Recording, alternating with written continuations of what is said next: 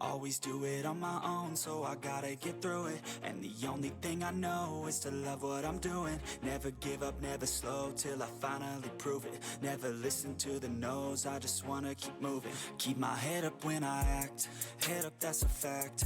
Never looking back, I'ma keep myself on track. Keep my head up, staying strong, always moving on. Feel I don't belong, tell my thoughts to move along. Push myself to be the best, die with no regrets. Live with every breath, see my message start to spread. And I had so many dreams, then you hit your teens. Life ain't really what it seems, try to find out what it means. Always do it on my own, so I gotta get through it. And the only thing I know is to love what I'm doing. Never give up, never slow, till I finally prove it. Never listen to the no's, I just wanna keep moving. Yeah, I put out all this art, it's my only medicine. Yeah, everything I do, I'm just being genuine. Yeah, I'm sick of being screwed, feel my own adrenaline. Yeah, I do just what I do, and I hope you let me in, yeah.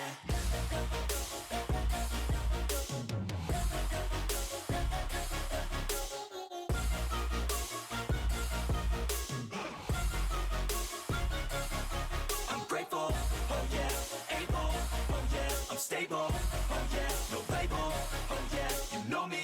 I have only a path, I'm lonely, but damn, I'm going to win. I don't want no fake love, I want the real stuff. Everybody listen up, cause I'll only say it once. I'm gonna show you all the path, if you want it bad. I'm gonna show you where it's at, yeah, how you can get it back. Yeah, cause I ain't never done, I'll be number one. Working hella hard until I get just what I want, yeah. Rises like the sun, yeah, fatal like a gun. Shooter's gonna shoot and I'm gonna shoot until I won, yeah. Always do it on my own, so I gotta get through it. And the only thing I know is to love what I'm doing. Never give up, never slow, till I finally prove it. Never listen to the no's, I just wanna keep moving. Yeah, I put out all this art, it's my only medicine. Yeah, everything I do, I'm just being genuine. Yeah, I'm sick of being screwed, feel my own adrenaline. Yeah, I do just what I do, and I hope you let me in, yeah.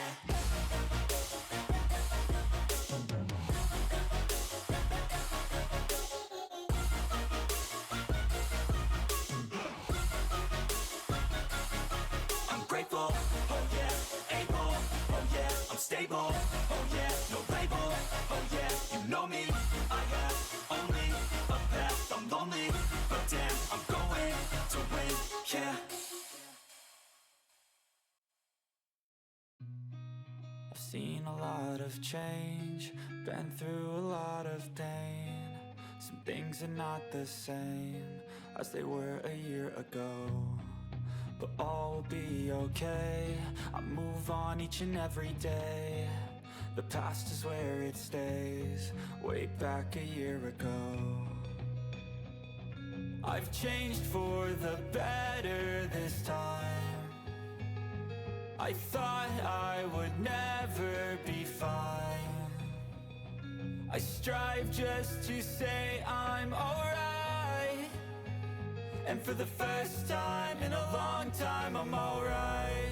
I've seen a lot of change, been through a lot of pain. Some things are not the same as they were a year ago, but all will be okay. I move on each and every day. The past is where it stays, way back a year ago.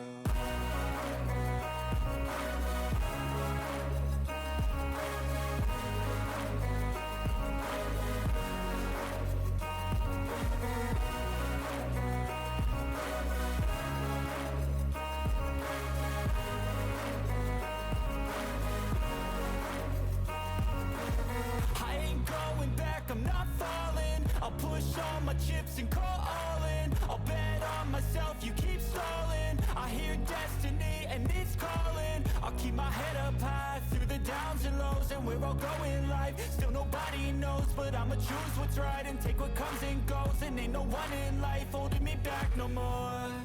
I've seen a lot of change, been through a lot of pain.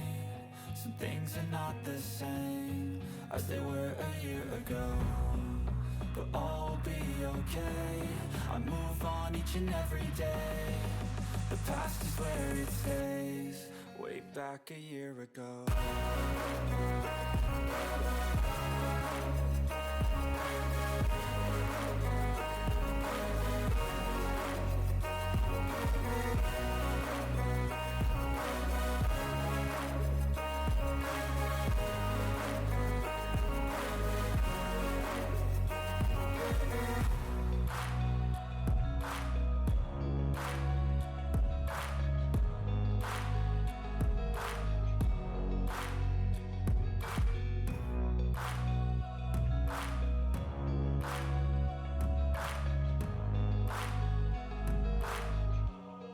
Way back a year ago.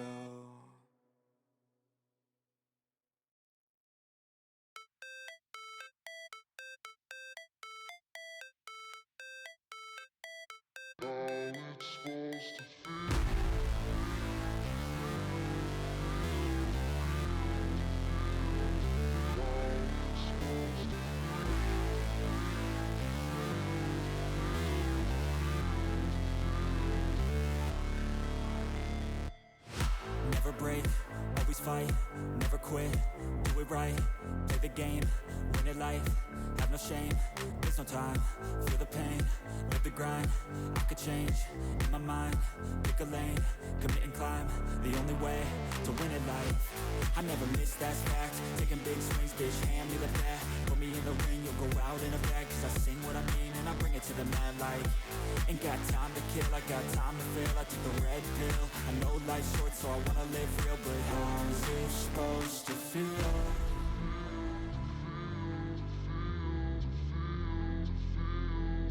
How's it supposed to feel?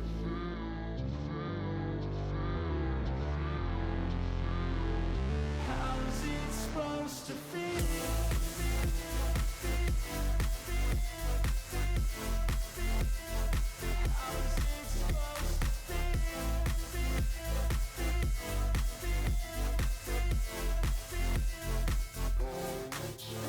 They wanna say my name, but they holding back. They wanna say they hate, but they know it's cap. I ain't playing no games, I just do that's fact. And I don't feel no shame, it's a mood you lack. I go crazy, nah bitch I ain't lazy. Track after track, I work on the shit daily. Pass me the jack, right as fuel, got me hazy. About to unpack all these dreams I've been chasing. I've got visions in my head, like memories after death. To be a legend instead of something you can forget. I'm living up every breath, I'd rather lead than be led. I'll fill the seats as I spread with every word that I've said.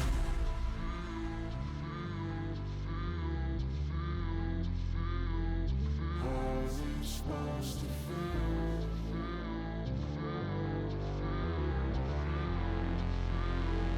How's it supposed to feel?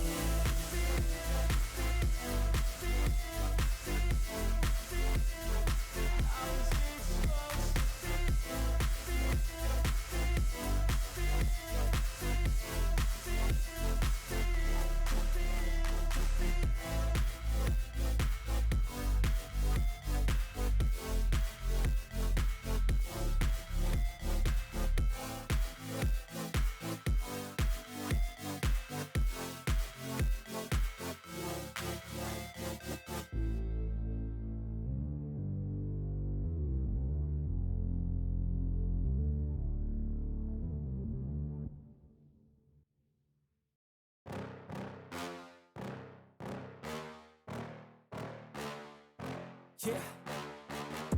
Please tell me that I can't, that I won't, that I fail, that I'll never make it out, yeah.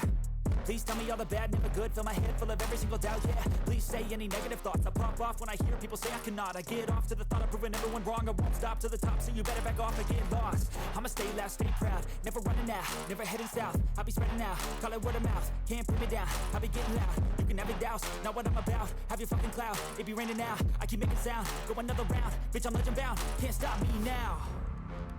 You don't wanna fuck with me, a slow burn like a disease. Just tell me that I can and I'll show you things that you couldn't believe. Just tell me that I can.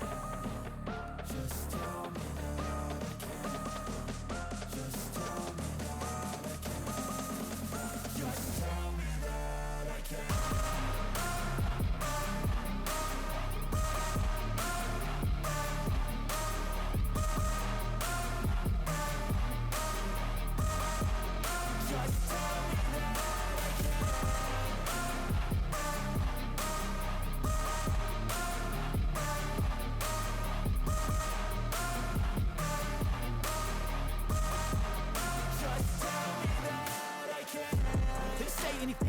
give, cause I just wanna hear it out your mouth, yeah.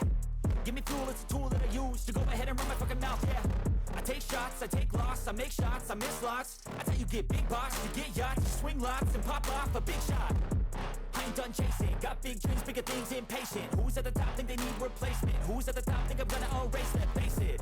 I don't give up quick, I don't give up shit, I won't give up this. Cause I know that I want it, know that I'm on it, I'll make it, I promise. You don't wanna fuck with me. A slow burn like a disease. Just tell me that I can and I'll show you things that you couldn't believe. Just tell me that I can. Just tell me that I can. Just tell me that I can. Just tell me that I can.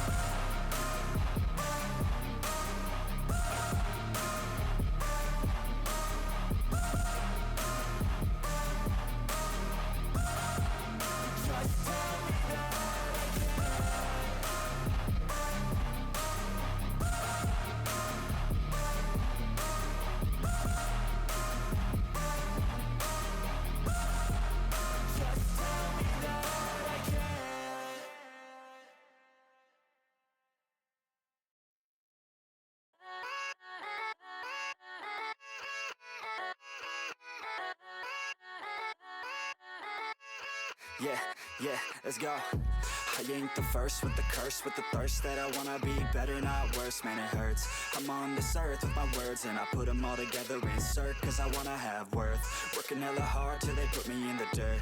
Gonna go far, man, listen to my words. Gonna be a star, man, life's like a blur. When you're working this hard, yeah, you get what you deserve. Yeah, I ain't taking a backseat, I'm passing anybody else who is rapping. I'm nasty, ain't nobody able to catch me. They gasping, they cannot compare, they can't match me. I'm at half speed, I got your girl and she laughing and dancing, hanging on my butt, she asking to crash with me, smash with me, she savage, she wants cash money, and she knows that I live lavishly, I wanna live, I'm cold inside, give all I have just to feel alive, I fight to live, I fight to strive, one day I'll have what I want.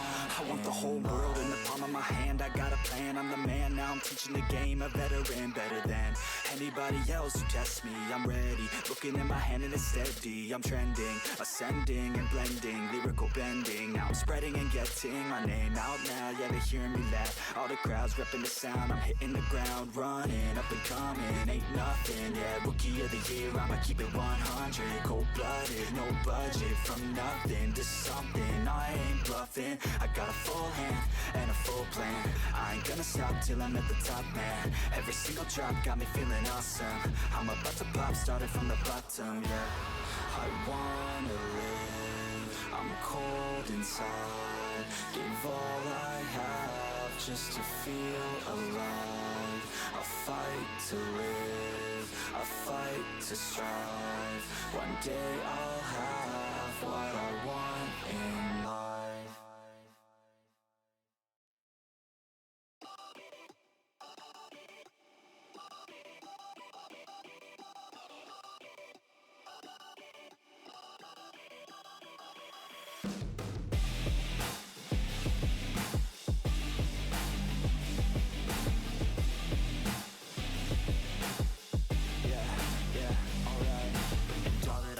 It's taking it slow, it's something I don't. I jump and I hope, I grab on the rope, I climb and I go. I find something more, I wish you could know all the feelings that I have, but you really, and now I feel like I'm running from myself all the time. All these doubts keep on coming while I think that you're mine, and this pain can be numbing. I don't think I'll be alright if you think that we're nothing, then I'm just wasting time. Why don't you just take me back again? I always wanted to be more than friends. Yeah, it's gonna be a different one today. Like going over some stories and like funny things that I have encountered when I was at the shop. It's only quite interesting. A lot of funny things.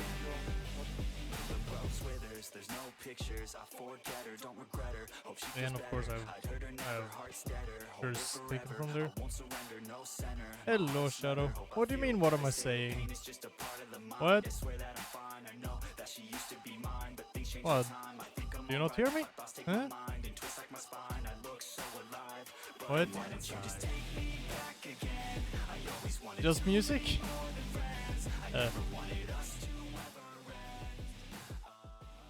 The music is a bit too loud.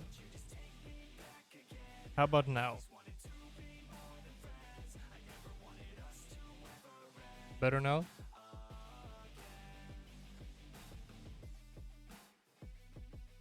Or what? Is my mic not being picked up at all? It's not just music, just music too loud. Yeah, that's fair. That's fair. But yeah, stories from being at a shop. Or mechanic shit. Really? Okay. Ara. But yeah, I have pictures. I did quite a few pictures when I was at the shop.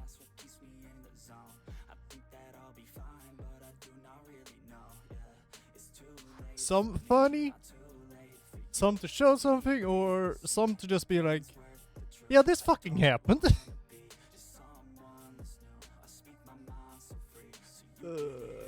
Bring up the folder so I have that. Because of course I had to transfer them over to my computer. There are a few pictures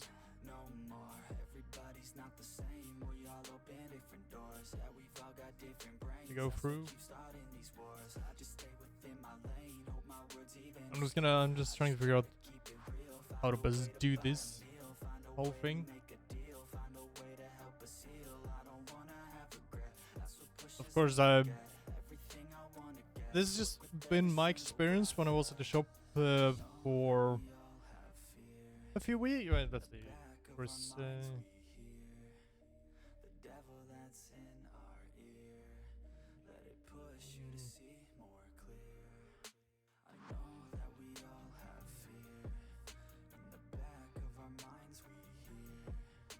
for like 10 weeks.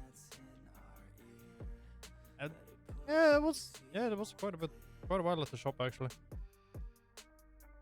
So there's definitely quite a few stories, and of course, I won't really be bringing up stuff that. Of course, I'm gonna keep this very like vague with what I'm going to go over, so nothing that can really connect it. Yeah, nothing to really connect it to where exactly in the world I am. That's sort of, yeah, I'm in Sweden. Makes sense, yeah.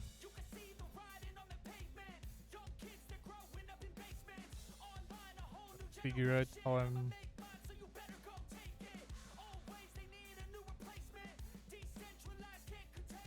How to best do this.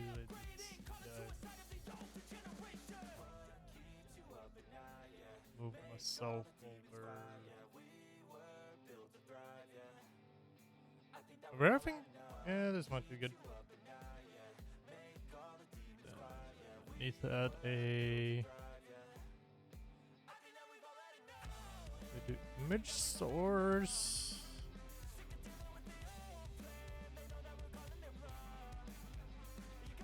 Yes. That's how I do it.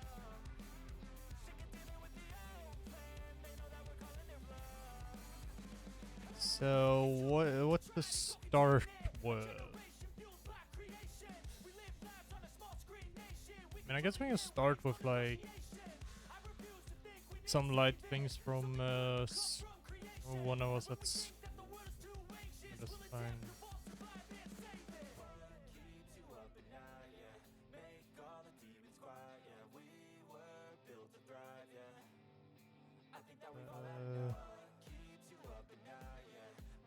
Oh, did it not get moved over?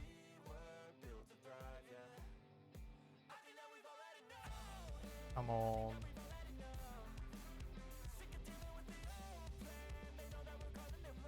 Wait, that one did not get moved over? Okay. Well, we can start with this one. You're way too big there, picture.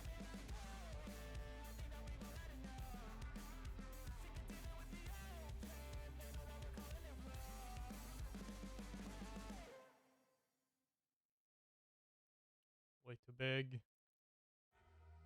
Screwy. Yeah, screwdrivers. Screwdrivers, definitely. Like this is in the like.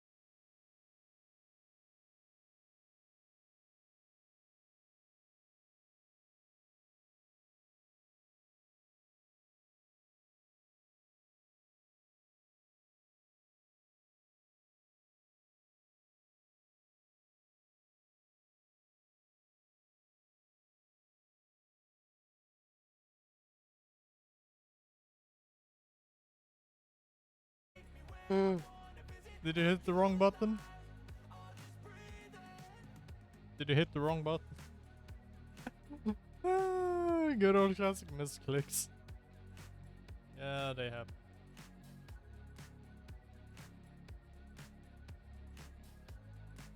Will you work, Gamecaster? You will! Yay!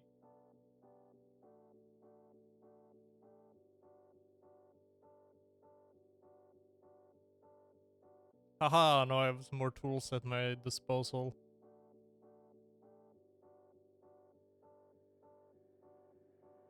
So, for example, this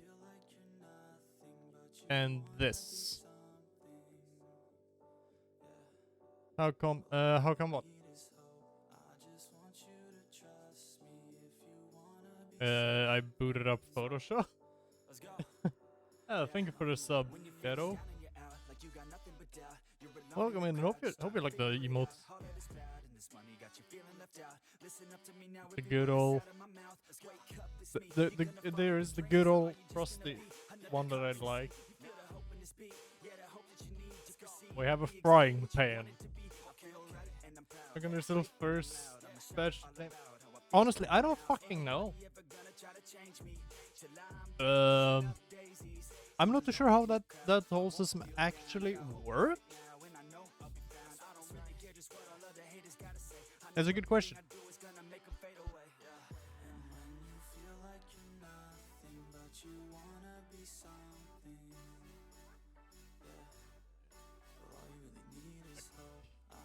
You just make it hide that part.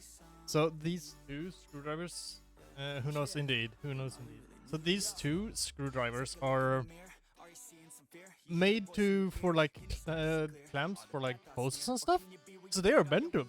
They are bendy ones. They're flexible, so you can more easily. That's why they look a bit different in the middle. Alright, found a badge. Oh, yeah, found a badge. Flexible, yeah, because with the different hoses and stuff, a lot of the time it can be very tricky to reach them, because most hoses are round, and these clamps are round. So they might be in a place where you can't reach with a normal, non-flexible screwdriver, and they are at the specific size at the end, so they will always fit around that thing. Except pretty much every car brand uses one size. Then there's fucking BMW with their own unique size, for whatever fucking reason. But yeah, they are bendy because you need to be able to bend them a bit to be able to loosen and tighten up those clamps. So they are not common. BMW 1 special. That's BMW in a nutshell. I worked on a few. They aren't the worst to work on. Surprisingly, they're not too bad to work on. They're just cramped as fuck. But yeah, you have a lot of different screwdrivers, forks of different sizes, normal Phillips, normal flatheads. Because we need these different tools to be able to do our job. And yes, this is taken at school, that's why there are legs around.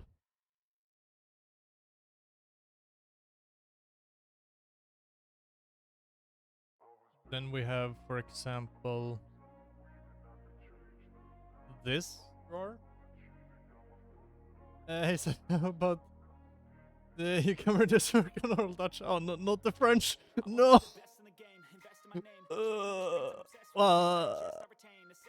Maybe I don't know, Shadow. I don't know. I don't really have all the tools myself. These tool things are expensive as fuck. And this is one of the cheap ones, and that's like 20 to 21k minimum. Okay, don't need working on. It will need working on eventually, trust me. No car will avoid needing work on them.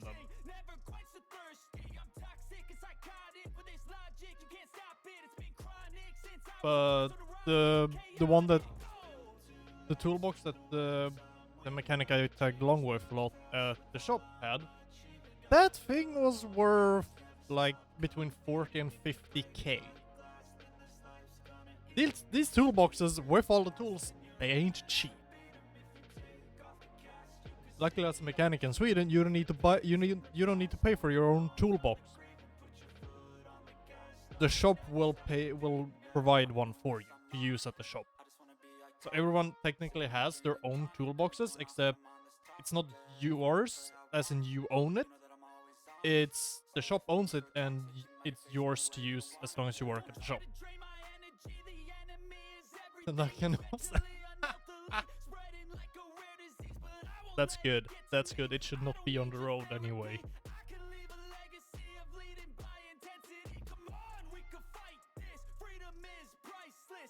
Good. That's just safer for you all.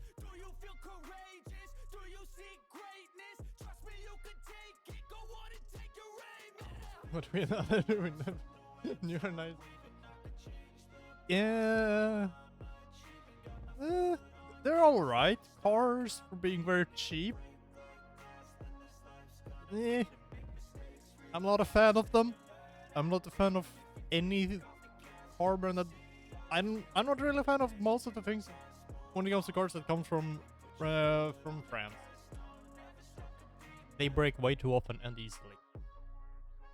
Swedish winter ain't kind to them. Then again, Swedish winter ain't kind to big majority of cars, so in the house, dinner time, have some good dinner. It's like, for example, with like the toolboxes, you have the normal screwdrivers, you have these handles and other things.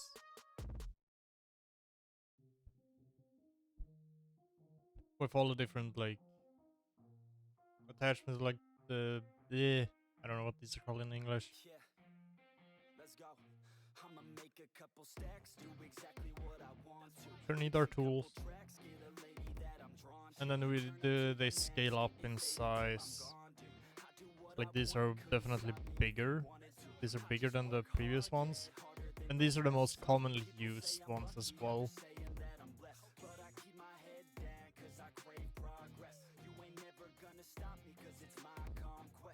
This size is the ones we do use the most.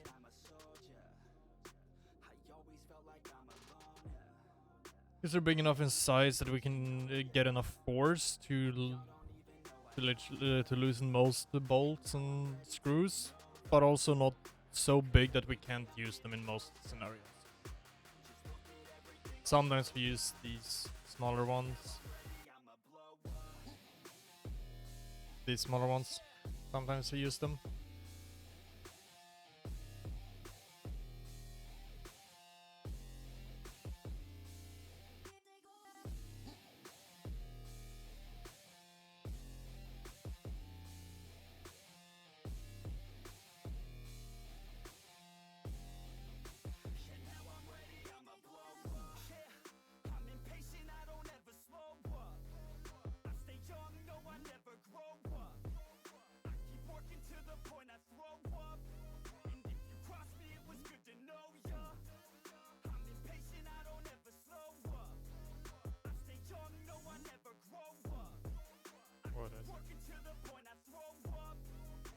Up.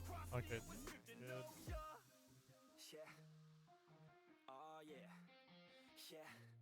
I'm not the type to take no for an answer. I don't deal with people that are like a cancer. No, instead I hang with the people that enhance ya. And I'm not the type to give out chances. I just wanna work on my own for myself. I don't need. And then we of course have these.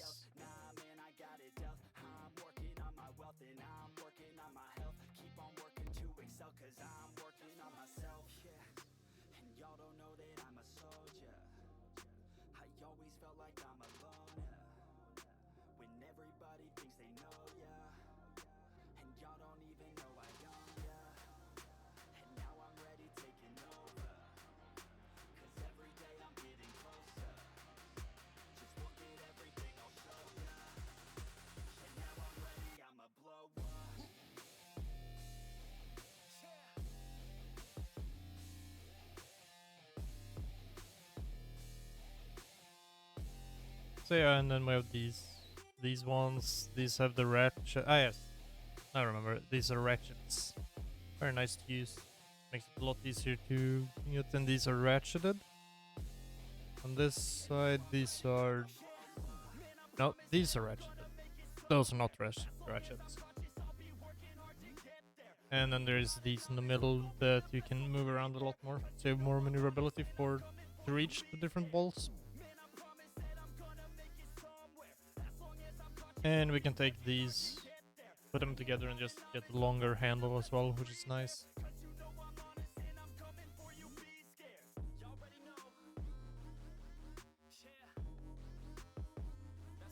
And of course the big one, the big boys.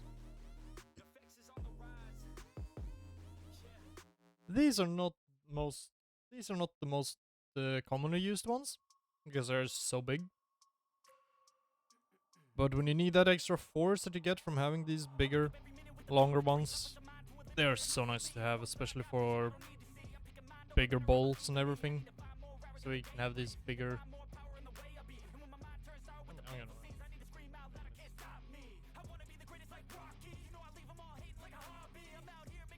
The sockets. That's what they're called. They're sockets. But yeah, the bigger sockets are Yeah, for certain things like when you need to turn the engine manually by hand, then you need the bigger sockets. They're very nice to use. Of course, it's a smaller toolbox, so we don't have all the tools that would be needed.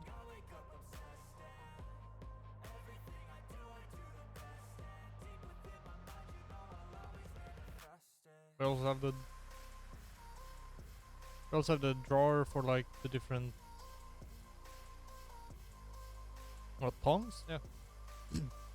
There's typically a drawer for like pongs, other similar tools, similar nature, and they are typically there are some specialty ones like these for the what do you got locking rings. So and they work differently. They're those that work differently. These yeah, there's a little small selection. We're not the best out of school, but out of the shop there is a bigger selection because it's hard to get the work done otherwise without the proper tools.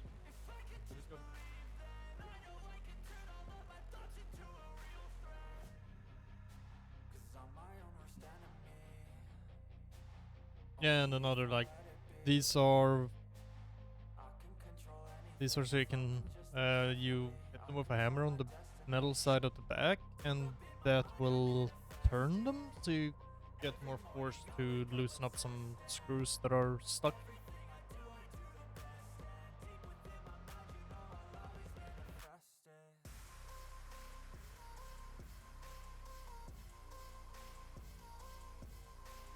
And then to end that and these out, you have the bulk, the drawer for like the impact, air-powered impact gun. You have some other random bigger tools that don't have their own spot. You have the hammers, rubber mallets, a few other things. And depending on the the box you have, like you have more, you might have another drawer and so on. And then there's yeah, sometimes I have a drawer that where you just put some random shit. A drawer where the mechanic will put some random shit that they use a lot, like electrical tape and other things. Oh, because that's always good to keep at hand.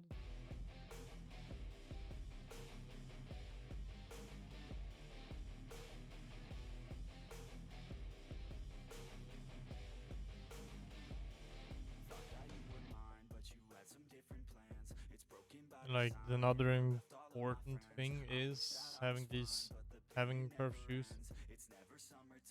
safety shoes. These are not the best. These are far from being the best and the most comfiest. They get the job done. But if you're gonna walk around in those for a long time, quite a few hours every day, weekly, yeah, you don't really wanna. Definitely much better with these.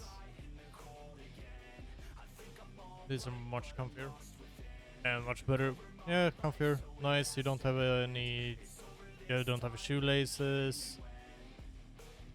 Better built. Way more expensive. But you gotta treat your feet kindly.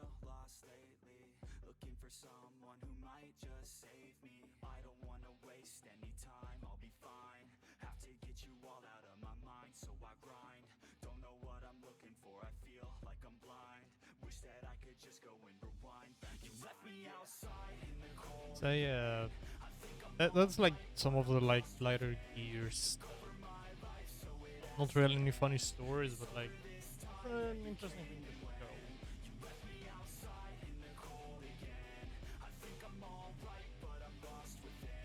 go. And this is a little bit of a. This is quite a thing to have and use. This is a more older version, more older.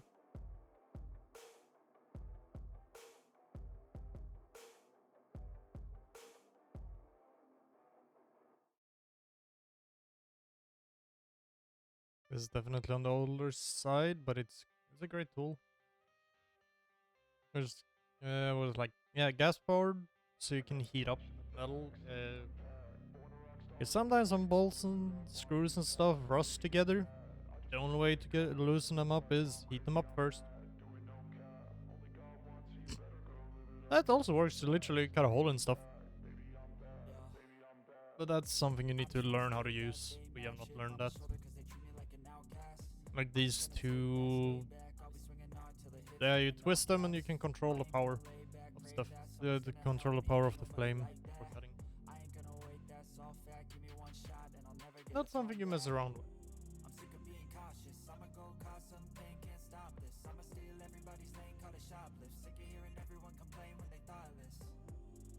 This is exactly the things we mess around with and just play with. Works for cutting holes in metal as well, if you really want. Nowadays it's more common to see a induction one being used. So you put it on the metal and it only heats up that area. It's also way safer because it's a much lower chance of breaking plastic stuff. So for example, you don't want to play around with this near the fuel tank. Most fuel tanks are made out of plastic, and plastic melts easily. And you don't want hot flame to get in contact with petrol. That don't end well. Not really with diesel either, but diesel safer than petrol in that scenario.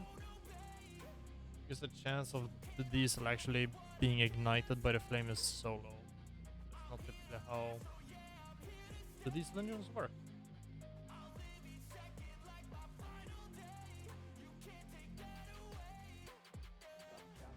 Which is something I got to witness firsthand at the shop. Because the mechanic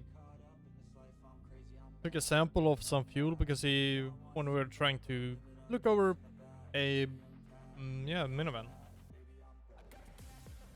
that didn't run properly. Then we tried so many different things and we just checked the fuel pressure and all of that. Yeah, it smelled like petrol. So he took some in a paper mug, smelled it, and yeah, it definitely smelled like petrol. Went around, had everyone smell it, and just went like, yeah, that's petrol. And then he did the last test. Poured some out on the floor, took a lighter, ignited it. It burned. That's how we know. That's how we knew it. That's how we learned it was petrol.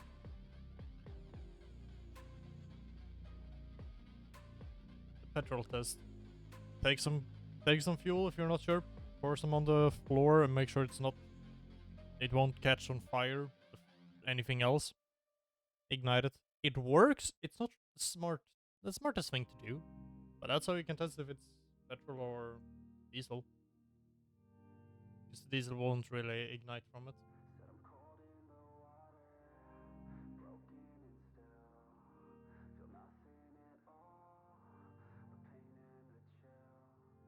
But also diesel and petrol does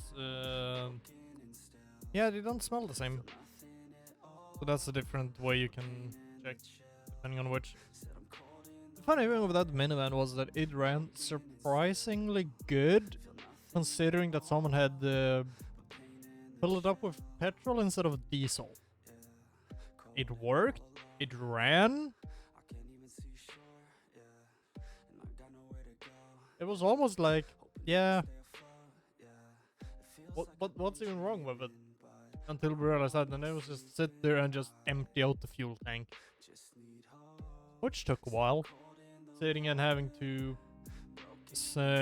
put on the ignition, turn it off. On with the ignition, turn it off. On with the ignition, turn it off. Sat like that for like half an hour. Because that was the only way we could empty out the fuel tank. We didn't have anything that reached down into the fuel tank from where you fill it up. So yeah, make sure that when you're fueling up your vehicle that you put the correct fuel in.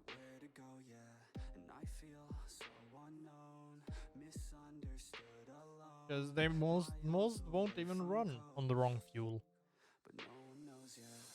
And sometimes it can end badly for the engine. For the fuel system. So one really needs to be careful with the fuel you put in the car. Oh yeah, look. Hammer. Hammer time.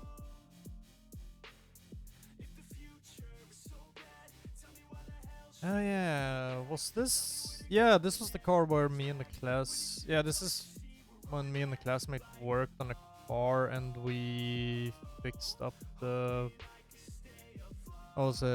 yeah, we replaced the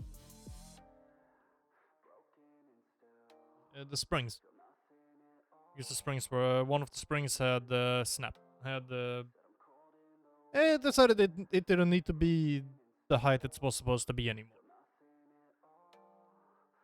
So we swapped the springs, and at the same time, and then we also know and checked it over. We noticed that the brake lines were bad. At a specific part, they were very rusty, and that wasn't very good. So we made new ones and replaced those, and then we replaced the brake fluid as well at the same time. What's the front brakes? It is quite a few things on that car. But it works, it runs good, so... Yeah. I don't know if I did all of that. Hello Joshira, how's it going? Doing good. How's it going yourself?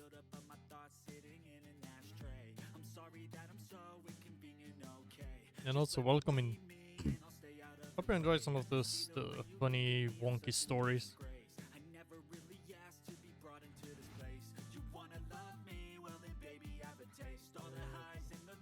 Dinner too? Just a dinner? Oh, nice.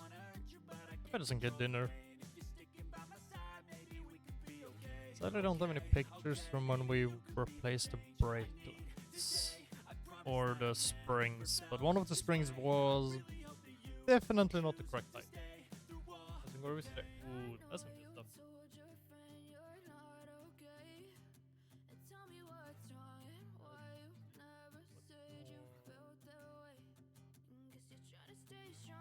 Anything more?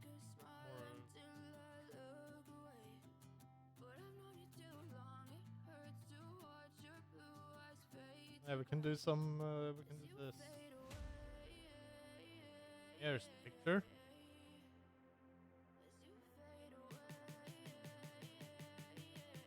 Now, what might this be?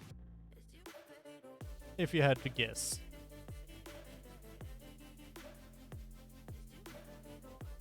Would you like a cup of coffee?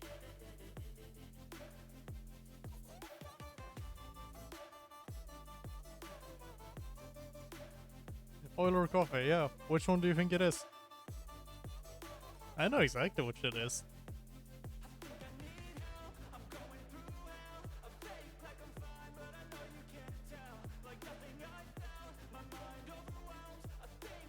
Yeah, it is oil. We took an oil sample to check because we needed to check a car if there was metallic flakes or metallic dust in the oil.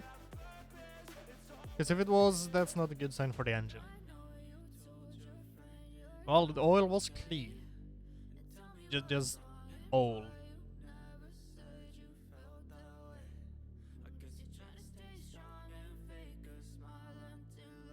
Yeah, that reflection don't really look like coffee.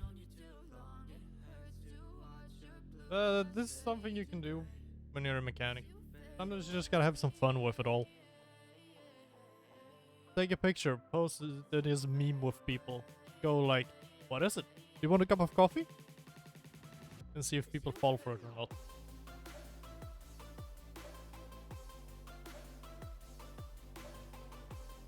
But yeah. Also, when you want to do when you want to take an oil sample, you take what you have. You take what you have close by. If you have an old used paper mug, well, that's what you'll take and use.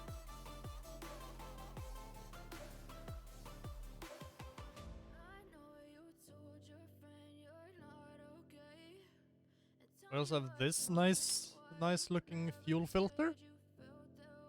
So we were out when me and mechanic we went out and test drove a car because it was like, oh yes, it died under a drive, under a trip. That's weird. Then we went and test drove it, and it was like, well, hopefully it don't die on us. Of course, what does it do? We're not too, too far away on the trip where we go, with the path he takes to test drive cars. Yeah, the car dies on us. And then we managed to get it started. We just went straight back to the shop. We drove it in, and then we started looking over things. And then we just, all right, let's look at the fuel filter. We pulled that out. No wonder it died. It died on us. No wonder. It ain't supposed to be black. This is how it's supposed to look, not like this. So we replaced the fuel filter. We went out and test drove it. Flawless. It just drove flawlessly.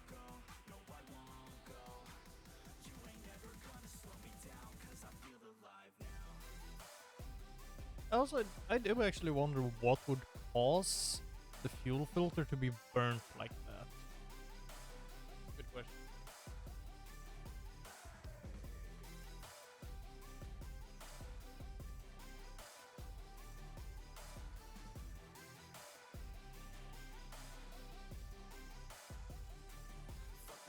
And there was also this on a different car we got in work on, where they had replaced the timing belt, but they had loosened these bolts holding the variable valve timing drive in its place, this old one, and broken it in the process, because you're not supposed to loosen those and move that around, because that puts the timing of the car out of whack. So that sure was a project. That took us some time to do. We had to lock the engine up, everything, and just remove it, replace it. It's quite a bit of work. We had also had to remove a lot of stuff from the engine to get this, to be able to do everything. We need to remove the starter, so much. But after that, it ran perfectly. And this is from an old Volvo as well. Yeah, it's this Volvo right here.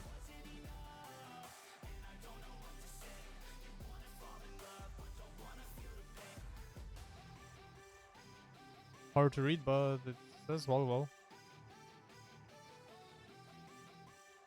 And these variable valve timing drives come in, well, I think it was like 3 different variants as well, so confusing.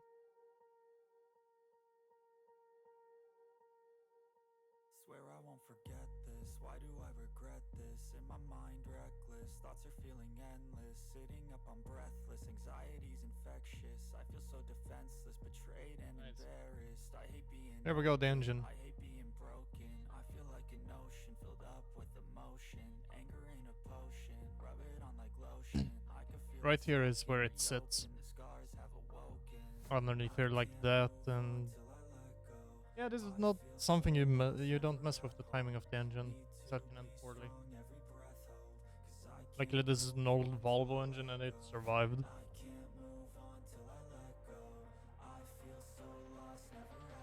And down here somewhere, here the starter sits. If I remember that correctly. I was told to remove a bolt from here. From the engine at some point said it was stuck, so you literally have to hold the ratchet with one hand at the handle, then you hold the other at where the socket is put on the bolt, and then you're just pulling. So let's go, and whoopsie daisy, the engine went to attack.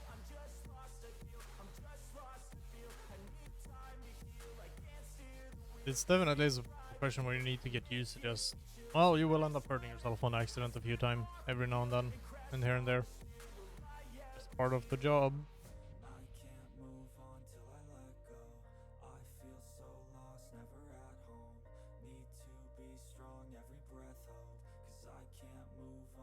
Sure, it hurts a bit, but it hurts a bit. But I mean, like this. Just a small little wound. Even though I was wearing gloves as well. You will end up, when you hit your hand hard at some metal, because it just lets go and then whoops, it is, your hand is gone. And so, this but a flesh wound, indeed. Indeed, Shadow. When the Volvo decides to go to when the Volvo engine decides to strike, it will leave a mark. It's still sort of visible where I hit my hand there. Roughly here, I can still see that today. It definitely looked worse than it was.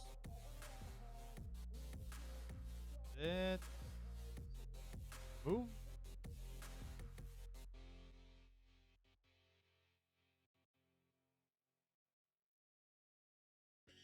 But like these engines are,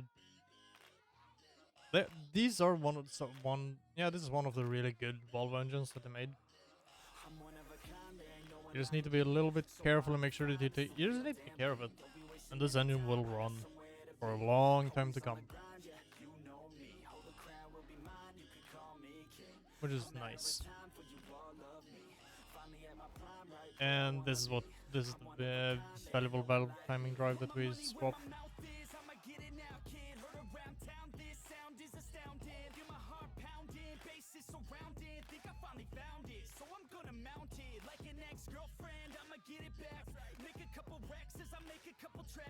Then this is another funny thing that happens. Every now and then in a shop, you will be sent flying. You'll be sent up in a car. On the left.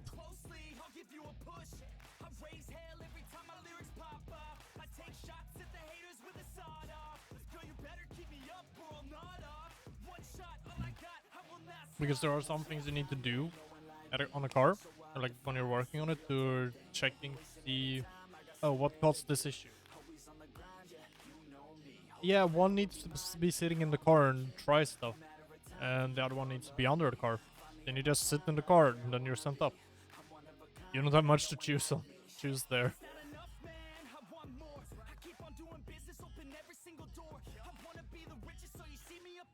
But it actually isn't all that bad. Except that it can be very loud in the shop, so it can be very hard to hear if they want you to start the car, for example. It can be hard to hear if they say start the car.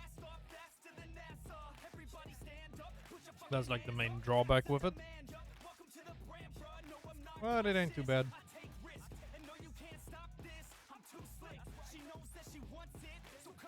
Or you're gonna do a wheel alignment?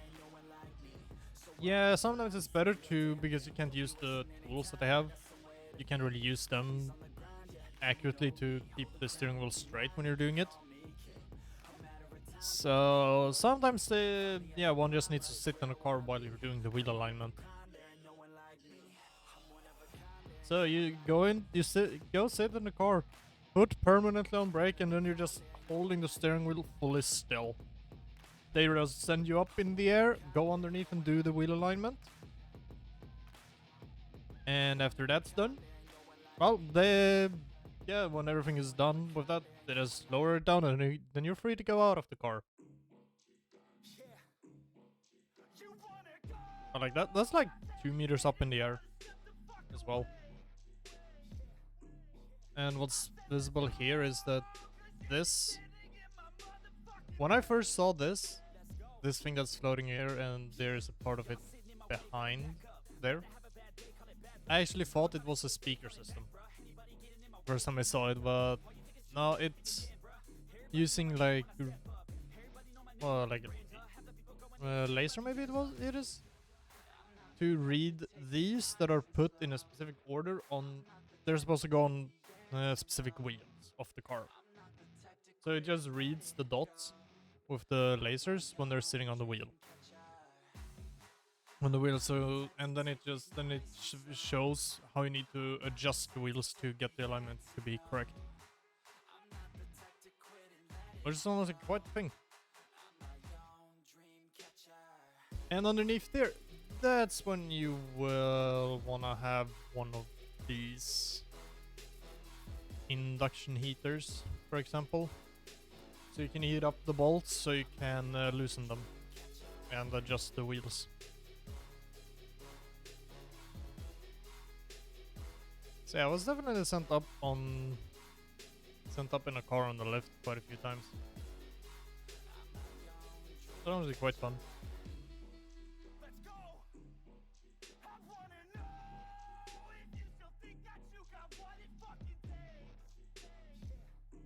I mean, for example, here's another time I was sent up in a car.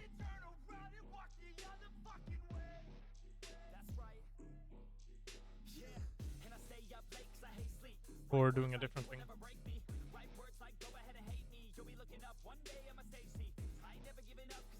And those things are actually, they're not too bad. And I've definitely gone to see quite a few different cars and sit in quite a few different cars in a short time and driven a few different cars. Like that's just part of the job.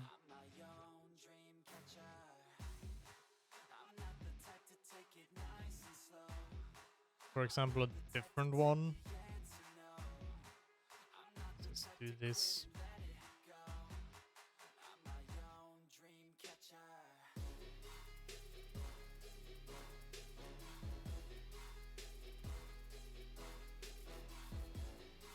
There we go.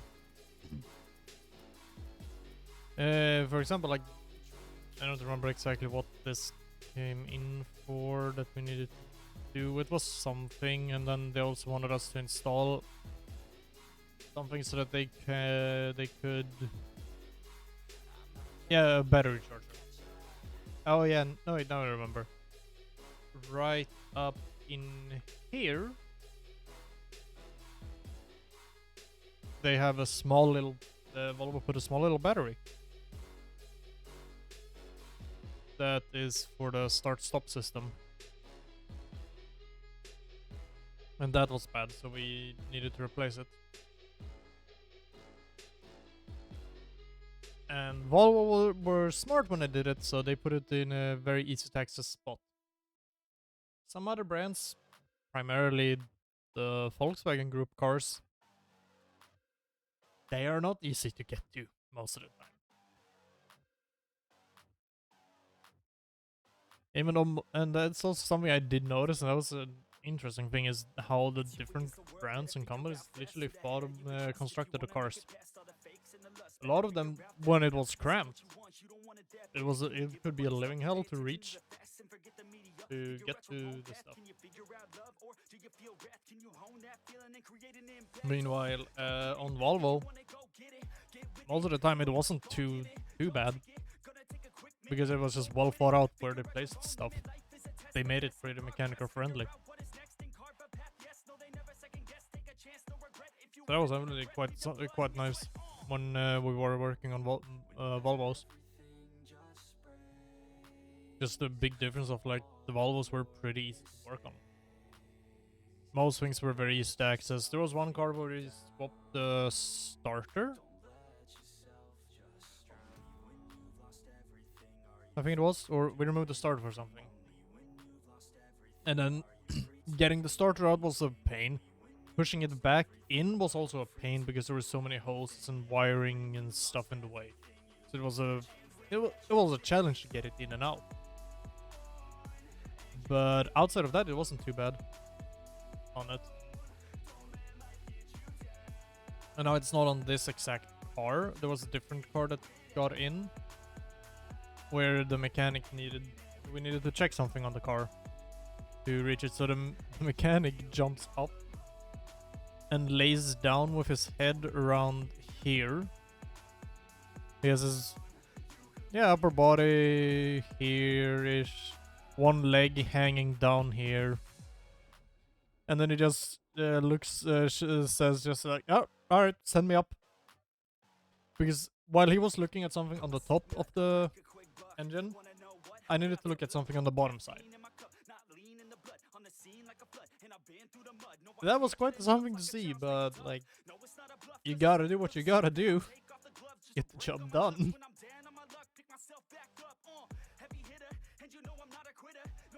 So yeah, mechanics. Yeah, we have fun with it a bit. And sometimes we just gotta come up with a creative solution to things. We don't have any choice. But yeah, that I don't think most people would want to lay down on an engine, having one leg hanging dangling down and just being sent up in the air like that. And I don't remember exactly, but I think the engine might have also been on, so heat source.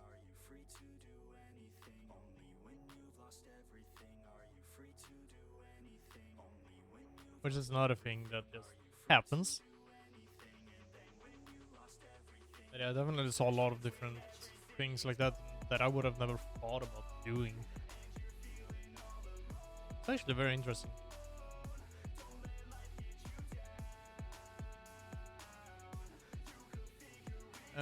Then there is, for example, yes, everyone is at the shop. Everyone needs to work together to keep it clean. So sometimes, yeah, needing to drive around the floor cleaner is a little bit funny because when I saw the mechanic driving it, it looked a little bit fun with the whole thing of like you have the big thing behind you, and you're just sitting there. We have the gas, and then you have the steering wheel. You're just sitting on it, just driving it around. Look, very fun. It's nice and calm to just drive around like that, cleaning the floor.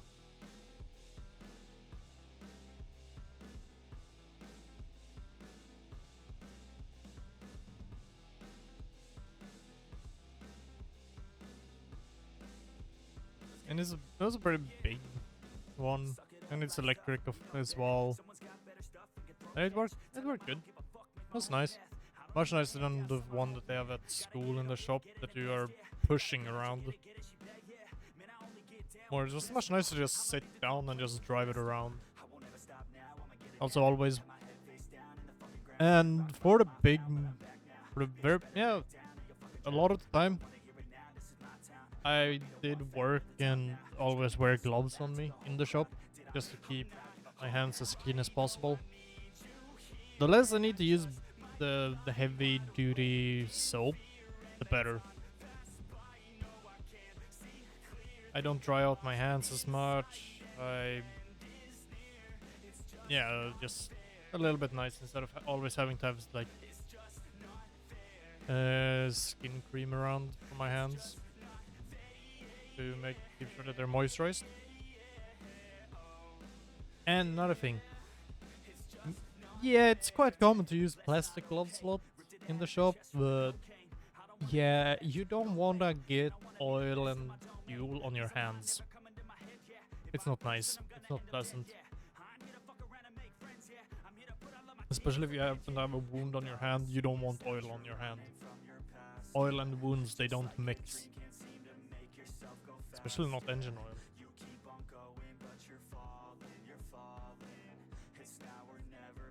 Like these things, you don't want these on your hands when you have wounds on. And that's another thing. You need to find the correct oil for the correct car. That's not always the easiest.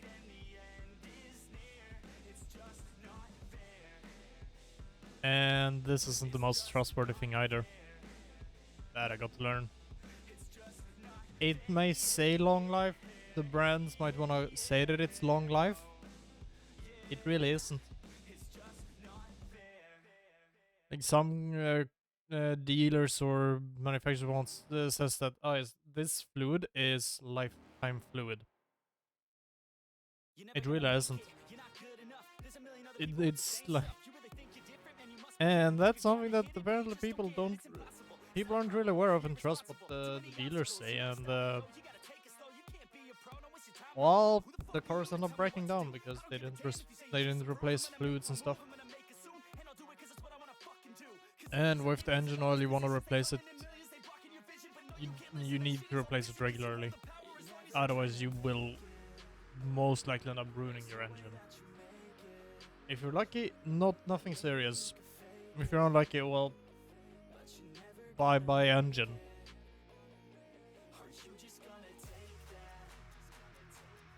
That's definitely something that happens. We didn't really get in any cars that had like those engine problems, but we did get in some cars with that had gearbox issues or broken clutch, or the clutch needs to be replaced. Those weren't uncommon.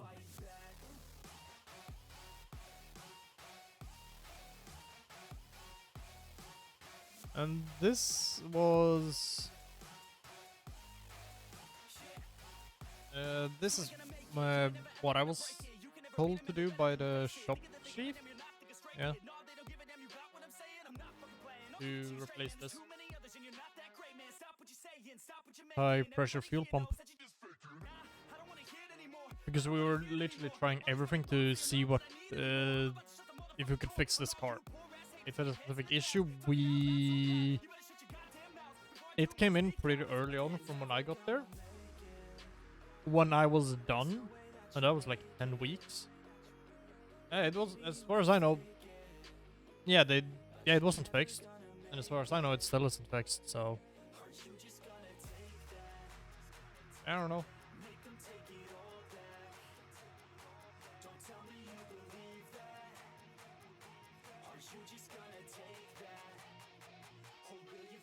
Honestly, I don't know what happened to this. What caused this? The issues this car had with the either low fuel pressure or low oil pressure. We don't know. We couldn't find out. I mean, we did find out that it had low oil pressure, but what the cause of that was, we couldn't figure out.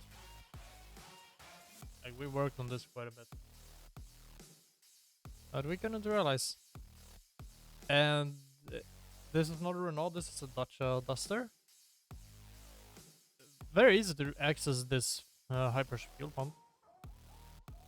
That's for sure, that I can say, but yeah. Honestly don't know what caused the issue, and I don't like the construction of the oil pan.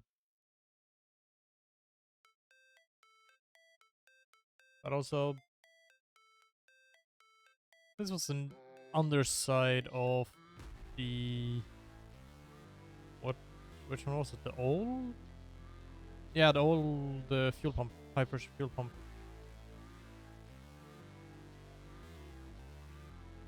And then the new one is on here. Brand new. But that was super easy to get. It was just 2 bolts. You just remove loosen that and remove that. Just unplug that and just remove that there. And then just like remove the bolts and just pull it off. Super easy. I think it took me like 5 minutes to do that. And I didn't have any instructions to do it. It was like, replace a high pressure fuel pump. Yeah, that didn't take me a long time at all. These were the only 2 things that really kept it on there. And as for the oil pan, that sits right here. It's glued on there so hard with silicone, and it's made out of such thin metal that the only way to remove it is to literally bend it. You more or less destroy it just to remove it. Not possible to reuse. And some of these screws that held it up, and not easy to remove either. But it was that we needed to check to see. We needed to check the oil pan and see could we find any metal in there or not. how did this thing look? The oil pickup, I think it is. Was it clogged or what? Because we need to see what actually causes this, and then we try to fix it and reseal the oil pan. It did not work. It was leaking oil. And then we waited. The mechanic tried to get them to order a new one. No, they ordered a used one. But then the place we ordered it from, they sent the wrong thing. And they just gave me the box and just went, alright, here you go. Replace it. There's like, I open it up and I'm just like, no, this ain't right. Because it's not that, this oil pan, it isn't big, it isn't all that big. But what I got was way too big to even fit there. It wasn't even the right shape or anything. It wasn't even for the same car. So you always gotta make sure to check the part. Check when you're ordering, or like make sure that you're actually ordering the correct thing. But like, it was a fuck up on that that place's part. So then the car was literally on that lift for a long time before we got a new old another used oil pan, and that was also bent. They tried to get that, send it back and reuse it. It was not possible, which is just stupid. So that's just poor construction, quality on construction, poor design. That really wasn't well made.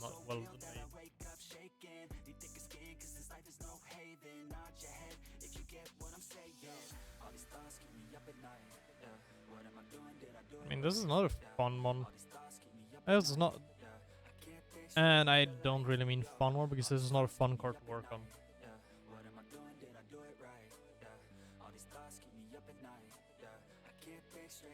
The engine is so cramped, it's so hard to reach everything, and living pain.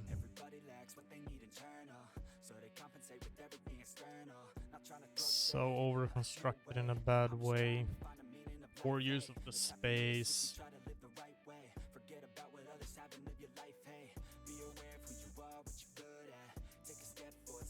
There was quite something to get, and we needed to replace a injector. That was a challenge. Customer really wanted the injector replaced. It didn't really change anything because the issue was completely unrelated to what they were saying it was, which was fun. Like these types of clamps. No, it's not exactly these ones here, but these are where we use the flexible ones for. Because the screws can be a little bit all over can be a little bit hard to reach otherwise. So this is typically where we would use the flexible screwdrivers or whatever you call them for. So we can more easily reach and loosen them and tighten them up.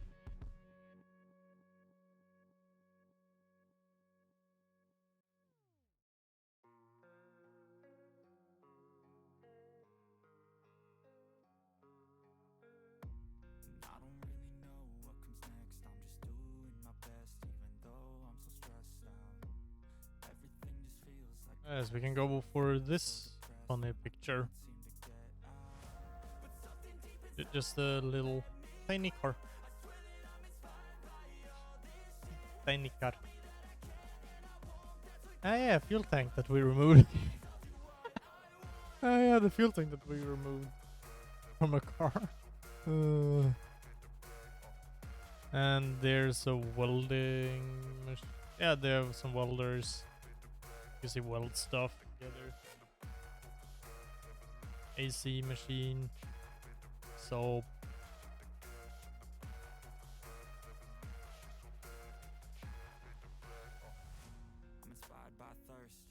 That sure is a car. I desire your worst, so you can just hide while I work. I ain't tired, you first. I'd rather write a second, third verse about the lies you go disperse. You never did shit, I know it hurts. Funny baby car.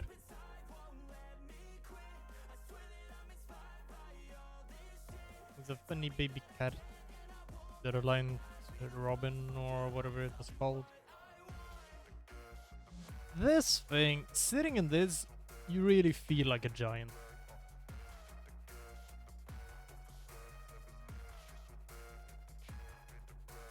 I guess we need to push it in, and they actually fixed up the engine so it would be drivable. That's very cool.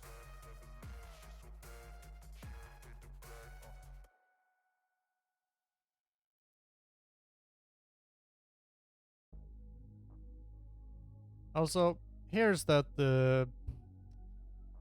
Dacia again, because this was in and out of the shop multiple times, and it never really left it from when it was left with us. The fix. And here I was just deleting the fault codes. Is that something we did quite a few times?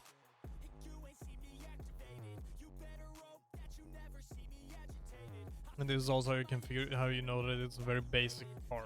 It doesn't have a lot of different systems and stuff in it.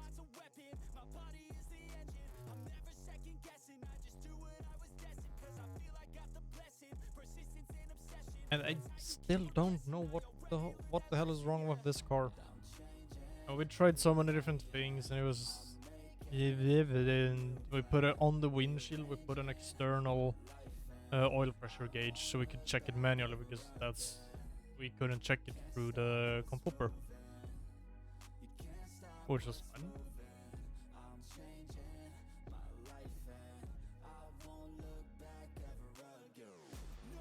That was not easy. And this was one of the earlier things I got to do at the shop when I got out there. It was replace the clutch.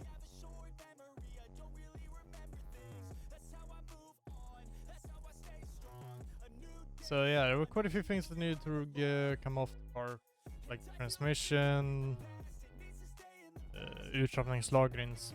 I don't know what it's in English. I don't remember the name in English. We needed to remove these. Let's go out. So much to come off the car just to get to the clutch.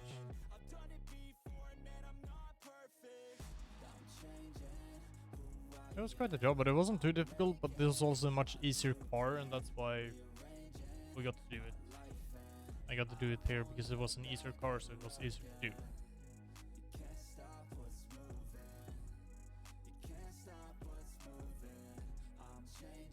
And this was, yeah, the new.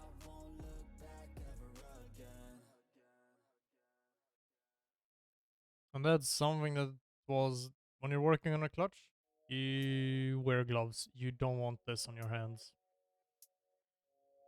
So this is the old worn out clutch. And I mean, it's pretty easy to see that.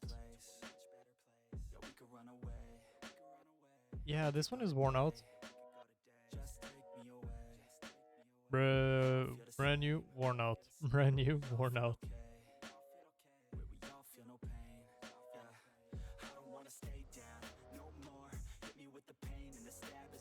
If I remember, yeah, we did replace that thing as well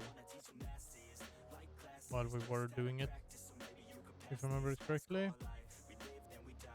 And this is what's connected to the clutch pedal that disengages the clutch. So when you press in the clutch, you disengage it, and this is what makes it that you're disengaging the clutch or engaging it when you're letting go of the clutch pedal. That is quite interesting stuff.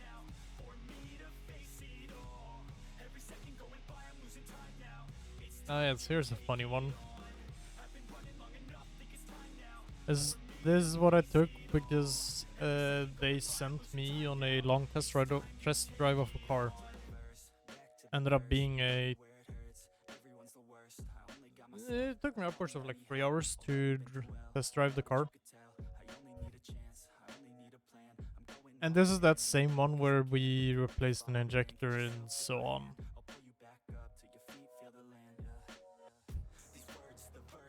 Yeah, we worked on that quite a bit. This was far from a perfect car. It wasn't the most comfy, it wasn't all of that, but eh. And also another thing with the fact that they sent me out on a test drive, it's also that in case anything were to happen, it would be on the shop if an accident happened, because it's not on the school. If the shop tells me to go drive a car and something happens, well, no, the school doesn't have an insurance that covers it. So primarily, me as a student shouldn't go out there and drive the cars. But if they tell me to drive a car and they are aware of all of that, well, I mean, you do what you do what you're told. There's just a lot of highway driving.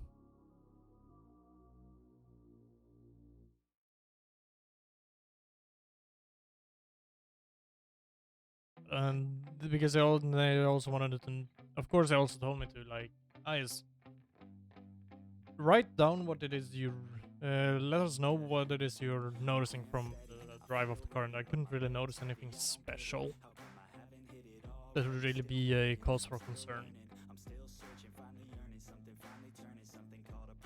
and so on.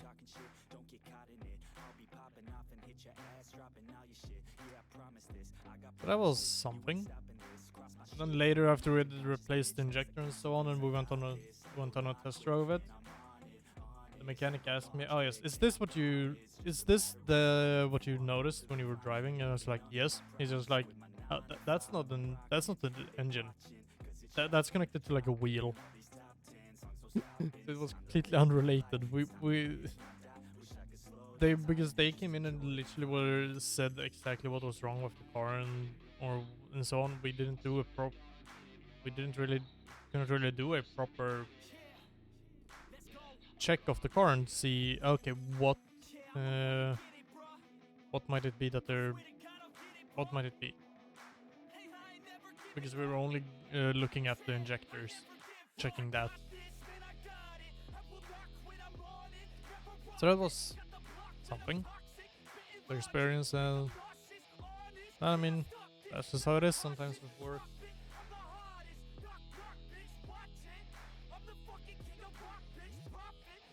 Or how about this? Driving an old Volvo, where we were just gonna change the wheels on. It was a quick start it, drive it in, swap the wheels, done. This thing, it drove. It worked very well. Old, and another cool little funny fact is that it's a car owned by the military.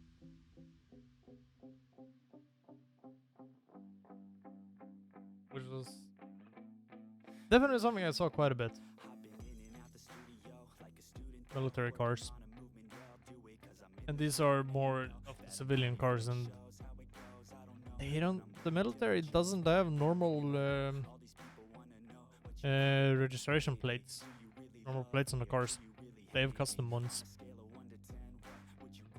Which makes it more challenging for us to order replacement parts for the cars.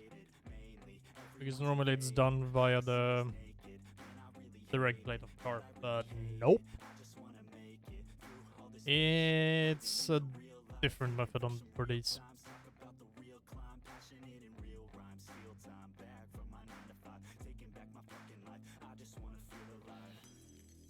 There are definitely a lot of different things I've seen out here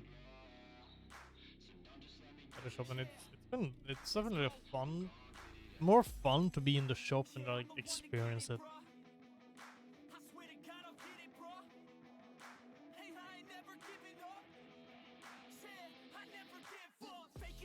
And this is a small Beamer where we did, oh yes, I believe we were checking something on the engine, I believe, and also the headlights. we just replaced the bulbs, light bulbs for the headlights because they were bad and stuff.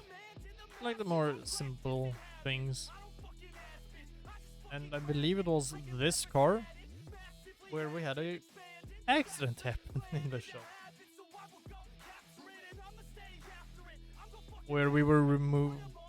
It might have been a different one, but it was very similar. So we were gonna remove a wheel, and the wheel bolt was very stuck.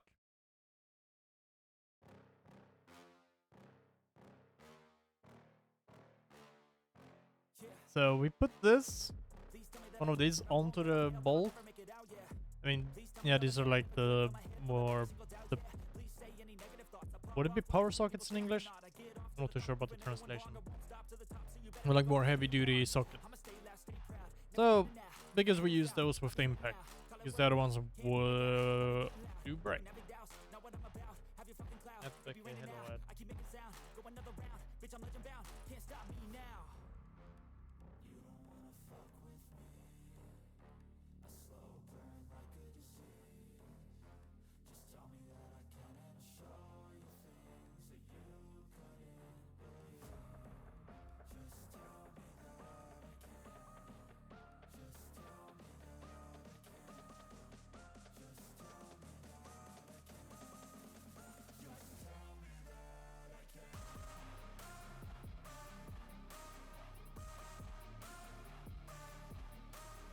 So we put this on, using it with the impact. The bolt doesn't want to let loose.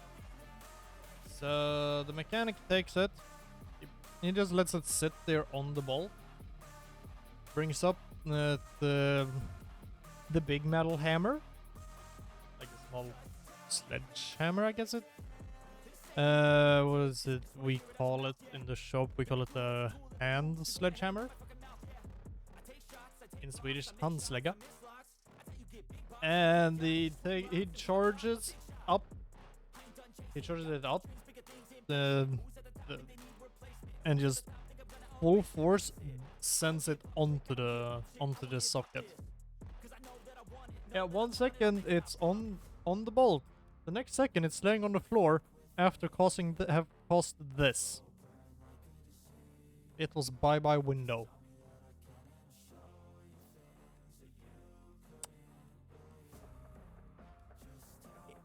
It just flew, instantly hit here, impacted here.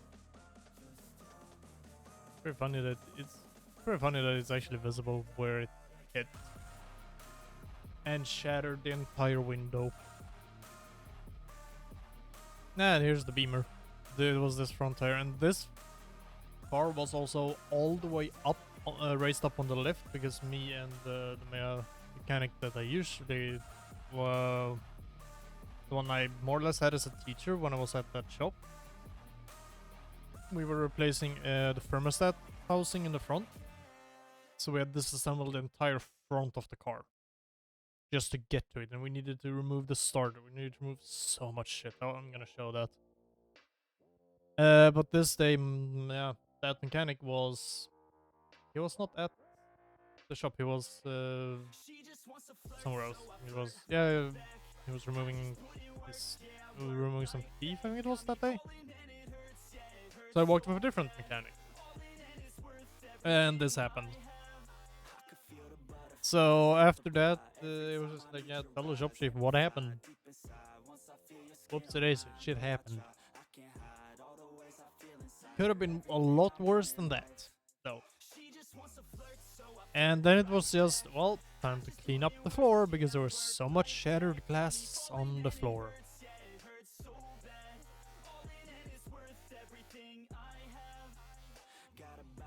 And for quite a few minutes after that happened, I think it was like 10 to 15 minutes afterwards, you could still hear the glass shattering, like cracking and stuff.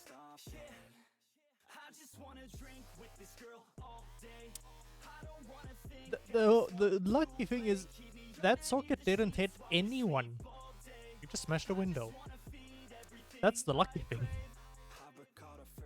Because with that amount of force, yeah, that could cause some serious injuries. Especially if it hit the head. Like that's not something you mess with.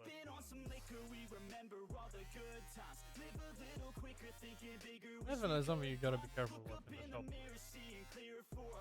shop. Gotta watch out for the random flying sockets. Those are also pretty heavy, and those are pretty heavy as well. And when you full send it with the hand sledgehammer on there, yeah, that's a lot of force.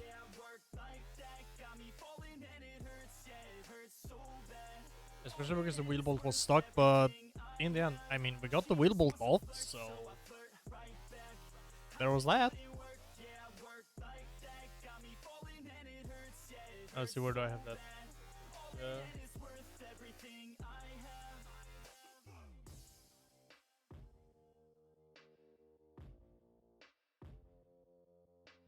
Yeah.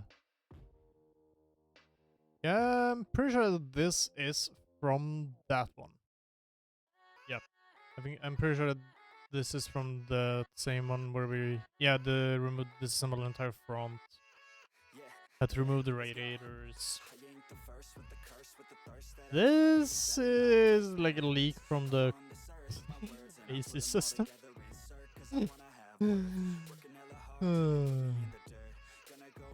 That's not some fun. That's not the most fun stuff. Maybe that was.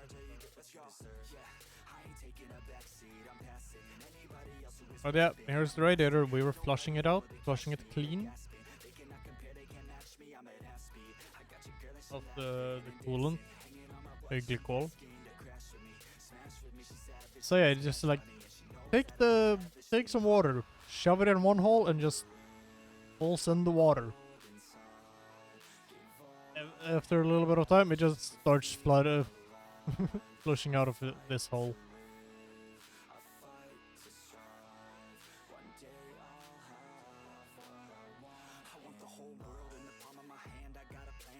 Now let's see.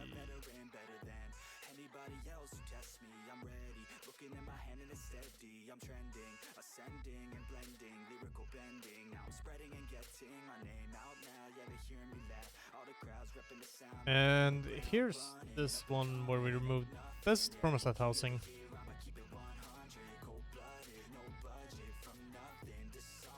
And to remove that, we had to disassemble the entire front. Remove, the radiator with the fans and everything, just to get to this. And then we needed to remove the starter so we can remove the last screw that held it in place. Also, here you can see this is where we use those flexible screwdrivers. It's to loosen these, because that screw can end up, if you're not careful if you place it when you're tightening it, it can really be placed in a bad spot for you. For the next time someone needs to do this job.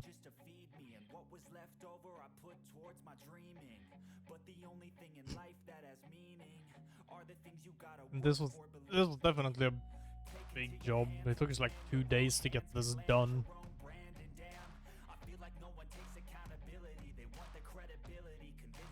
And then after we had to replace this and put everything back and flush the entire cooling system, because the car overheat, because it ran out of coolant for some reason, or then stuff didn't work properly. We had to run the car and get it up to temperature and see how the car reacted. Then we went out to test drive it. We realized that it didn't overheat unless it was driven at like 130. Apparently that's when it has issues with overheating. But the cooling fans and everything started right up when they were supposed to. And then we had to flush the entire cooling system from the engine side. And then we had so many open holes and we didn't want that, and there was so much water on the floor. We created quite a puddle. And then afterwards we just spent quite a bit of time just cleaning up all that water, and this is the old coolant. So we just took screwdrivers, shoved in the handles into two of the hoses to shut them off, so the water would only come out from like one place. So that was quite something.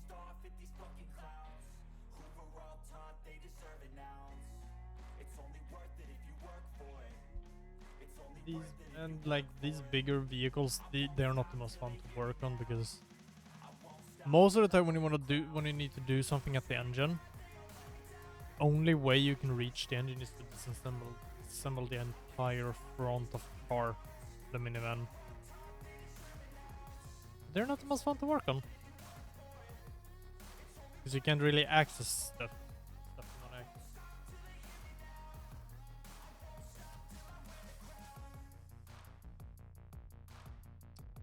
Unless you do so much extra work. Because opening the hood, you don't have a lot of access under the hood.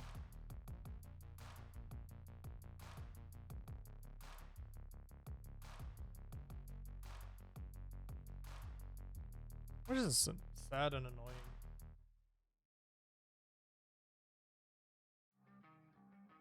Definitely makes all the work harder. Have any more pictures of this specific one or no? All I have a from.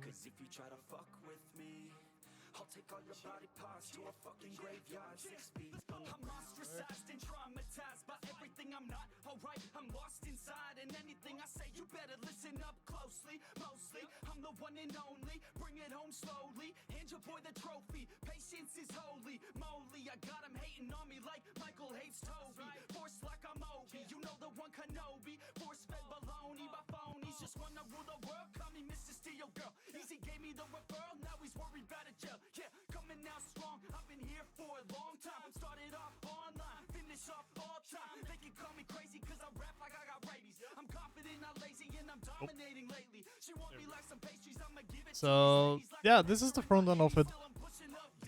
How it looks, and yeah, this is quite the puzzle to take apart.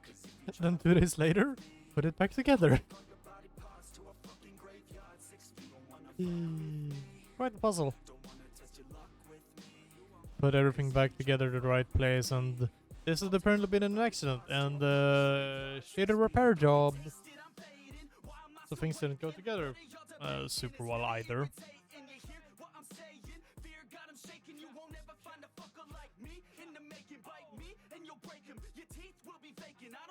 So yeah, that's also the fun stuff.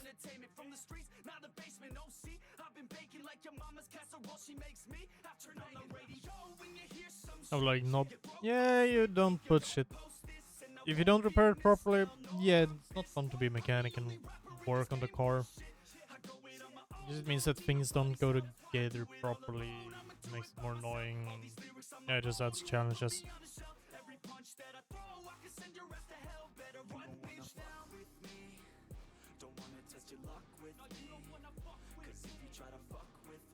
So this is outside of that. Yeah, I did replace the brake car. That's cool. So like, quite a few things that are part of replacing the brake. If you replace the brake discs, like these, you can. If you're replacing the front, if you want to replace the right front brake disc, you have to replace the right left or the front left brake disc as well. You replace them in pairs. Whereas for brake pads, it's not as important, but it's generally better to replace the brake pads on both sides if you're replacing on one side, because then you have the even brake. Then you have an even brake pressure, and when you're buying brake discs, you get them you get 2, most depending a bit on the brand and which car it's from and stuff, but most of the time when you buy the brake discs, you get them as a pair. They're only sold as a pair, so you end up with 2 front brake discs, for example. And brake pads, yeah, you get a box of 4. So let's say you're buying the brake pads for the front. Yeah, you get enough for both sides. So it's just, it doesn't hurt replacing both sides. And when I did this, we also replaced the brake fluid. And then the entirety of the brakes, with like the brake pads, front, back, brake discs, front, back, and the brake fluid.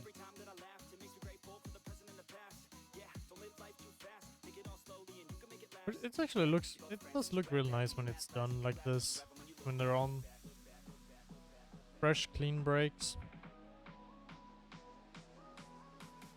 This is in a school shop, and yep, it does end up getting pretty filthy.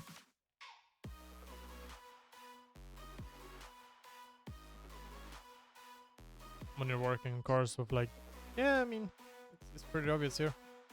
Pretty rusty. Here's some rust.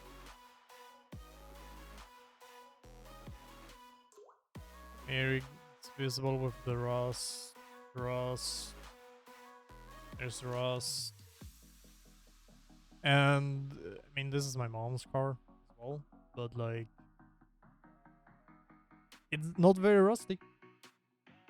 If you take proper care of the car, it doesn't rust too much. But there are parts of a car that will always rust sooner or later, and this is just surface rust.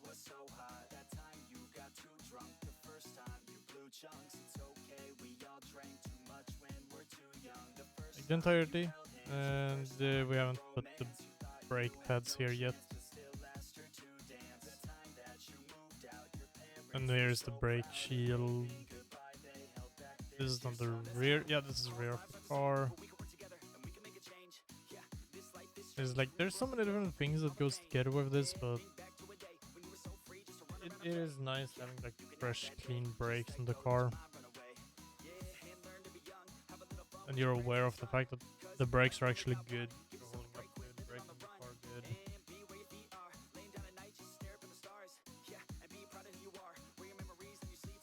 And there's the front.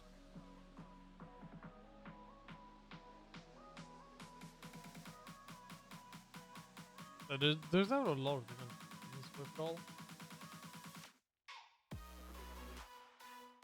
But also the other thing when that's like connected to the thing at the shop when I got when I hit my hand on the engine, the mechanic literally just went like, well, you better get used to it. This is not the first time it's gonna happen. And he's like, yeah, you just gotta get used to getting injuries, getting scratches and everything. That's just part of being a car mechanic. Sharp metal pieces. Oh, so here's a starter. They're pretty beefy and heavy. I don't think this is one of the biggest starter motors either. And here's another impact gun. Or an impact.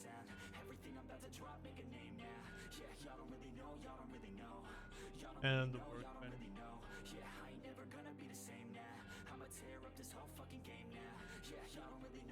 I mean, this is another thing you have to look at a lot of the time, with like the fuses, relays and stuff. Because sometimes those are the issues with the cars. Ah, this is where here's where the injector went when we replaced as well the hole. Hey Onavali, how you doing?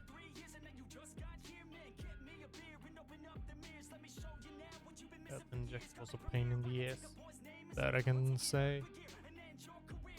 Sort of like the important numbers.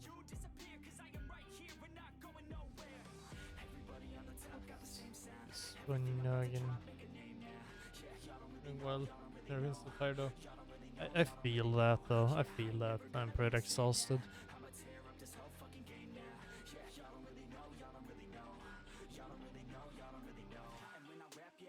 Also, that's. Yeah, we did something on this. I don't remember what it was. This is part of a fuel system. That's for certain. Yeah, fuel system. I've been shoulder. Hope it extended cuts. Ooh, that does sound kind of nice though. To be honest, that does sound pretty nice.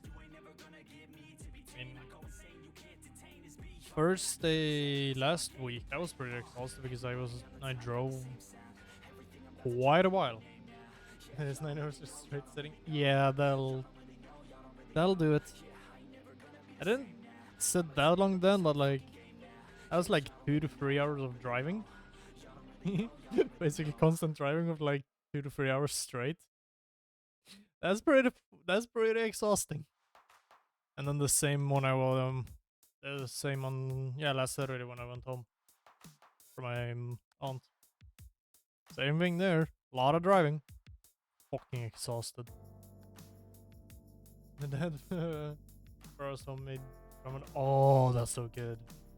That's a spicy chili. Ooh, nice. Homemade ramen is the best, to be honest. I've made some. It's not exactly ramen, but oh, so good. I should make that again. I need to make that again someday. I just gotta find the time, energy, and stuff. I'm not a fan of the spicy, so I'm good about the spicy, but homemade ramen. Homemade ramen, it does. When I'm playing, oh, that's nice though. We're playing D&D then, or a different one.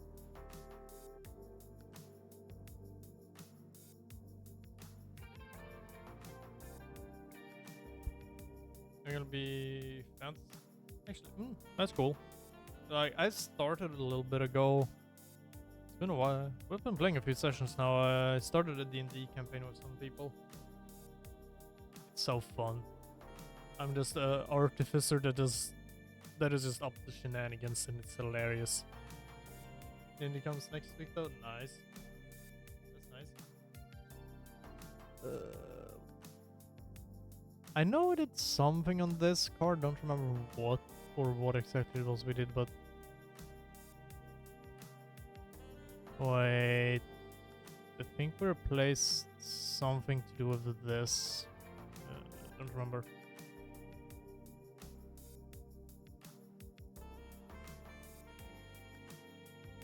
And when it comes to brakes in the card, the worst brakes to work on, drum brakes. Oh my fucking god. Oh, they're a pain in the ass. Fucking hell, drum brakes are a pain in the ass. And there's a reason why you take a lot of pictures when you're disassembling drum brakes. You take so many different pictures just so you know how everything goes back together. Because that's how you remove one brain. One headache. Document how it sits, then you can figure out how to put it back together.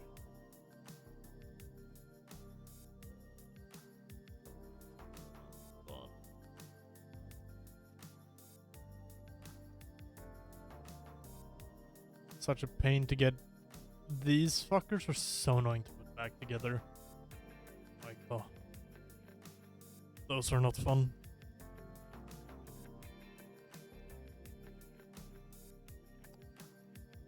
And this is fun.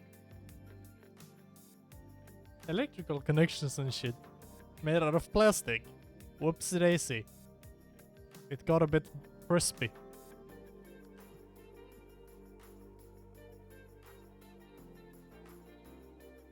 I don't remember how it. I don't know. We don't know how it happened. It just happened, and we had to replace that. Oh wait, this was on a Ford, I believe. So, and this was a common issue on that car. So they just sold an entire replace thing. So you just cut off the wires, remove that thing, put the new one in with like soldering things, and just you put in pin up so you can connect the wires. You put them in, and you just use the heat gun and you just solder them together. And fixed. Definitely some fun stuff that can be done with. Definitely. Like, this is pretty interesting. Because I was there during the winter. So yeah. There's definitely something we need to be aware of.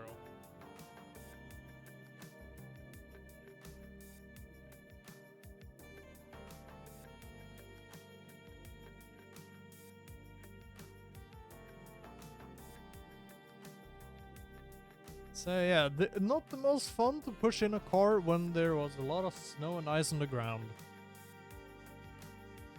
That was a challenge. But we did it. We didn't have a choice. Sometimes it was just, well, you gotta go push in the car.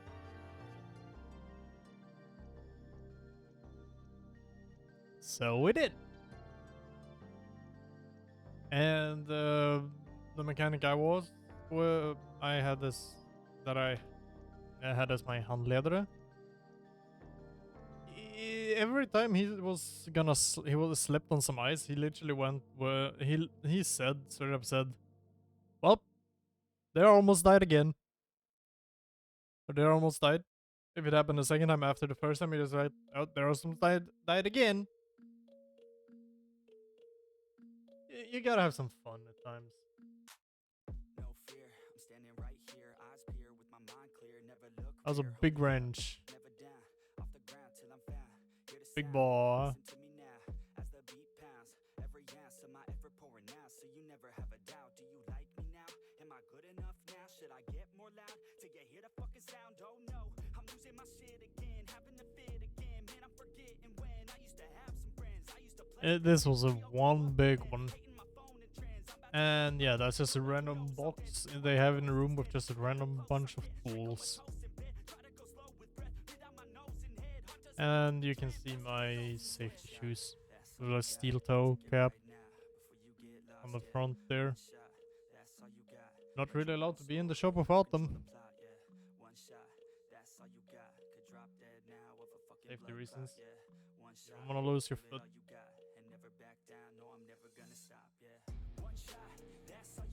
Hey, here's a fun one. So we got in this car. It had been through an accident, and we needed to check because the car was complaining and saying, and this is a hybrid, so it was saying something where that song was wrong with the hybrid system or like the battery or whatever. Okay, we're trying to hook up the scan computer. Nope, the car is just like, nope. We can't communicate with the car.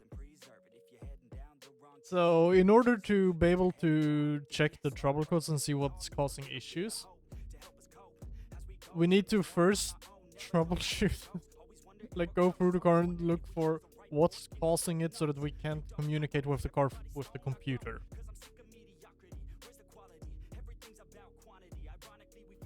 So we go through so many different things, and then we check the fuses. We find the dead fuse. We replace the fuse. It instantly pops. So bye the fuse. And then we had to go and look through the different fuses on on a computer and look up the like wiring diagrams and everything. And we found what the fuse went to. So we brought more fuses. We unplugged one thing at a time. Quite a few things under there, and just like replaced it. Okay, we did disconnect something, put it in a fuse. It popped. Okay, that's not the issue. Repeat. Until we found the culprit. The radio. The fucking radio.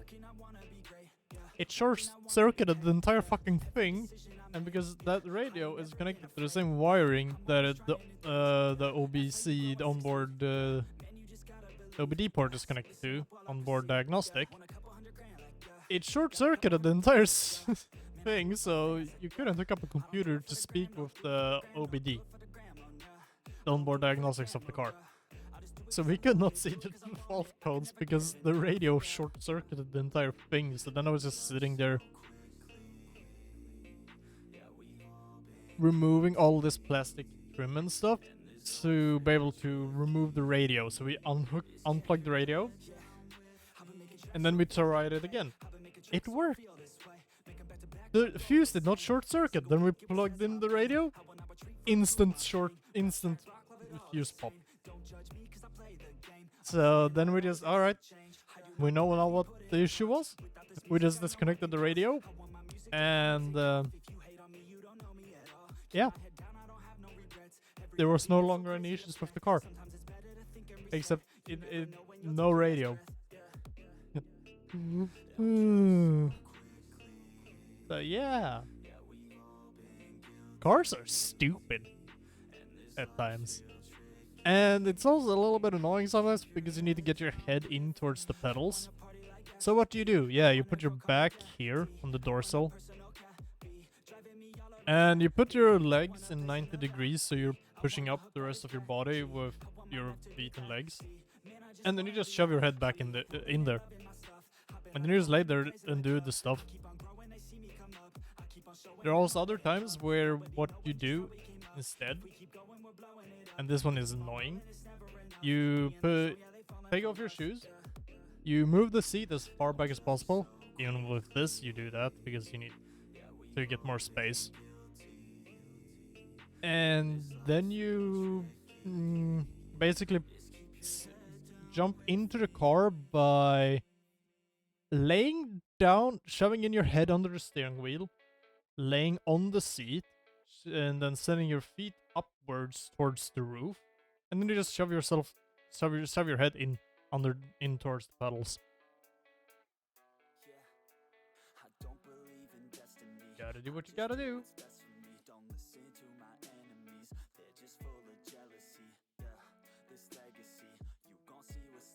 That's definitely not the most fun thing to do because, yeah, I got a bit dizzy when I did that. Not the most fun.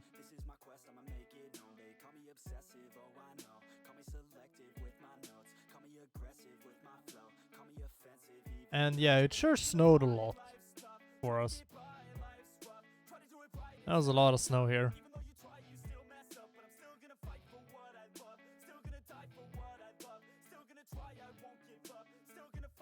In all this snow, like, yeah, it was just sometimes go out and push in a car.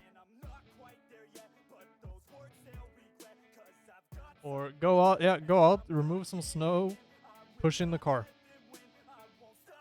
It was also because I was a bit lazy, so I drove to the shop most of the days. Yeah, then it was just like, yeah, in the morning, remove snow from car so you can drive. When you want to go home, remove snow from car to go home. There was quite a bit of snow. The more annoying thing with this is you don't know whether there's ice here or not. So there could be ice on the ground and you don't know. It's a little bit scary.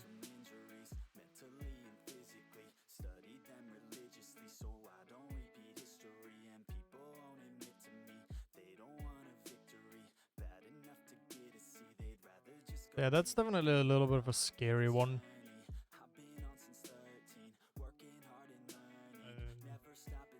Yeah, that was that one. I think that's... yeah. Here's a lift I was sent up to fly with a few times.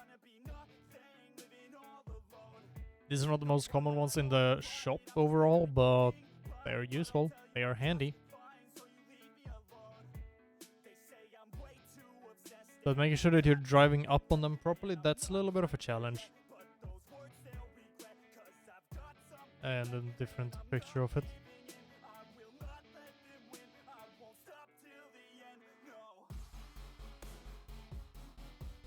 Just a little car lift, and this actually does go up quite high in the air.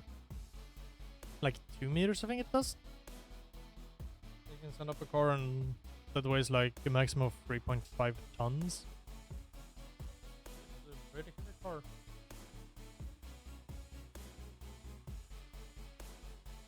And of course the bench is where you put stuff like car keys, coffee, sodas, whatever, parts, sheet, the work order, all of that stuff.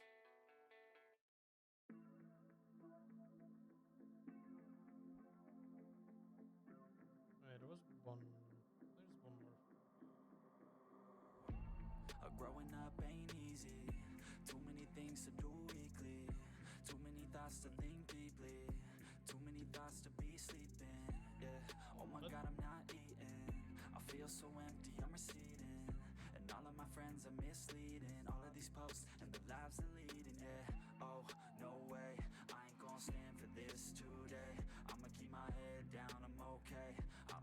listen to a word they say. And we all know fear is a slogan, yeah. And we all feel broken, yeah. And we all outspoken. Need someone who could just so shout. I struggle in this place, been in circles several days. Alright, now. Knowing the right way, yeah. Sometimes I struggle. Like, this is what typically what we use. This is what we use for the whole things of like,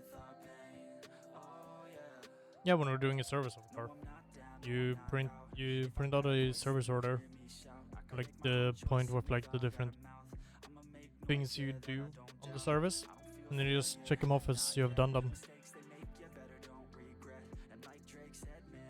Check the brakes, the oil, replace the oil and stuff.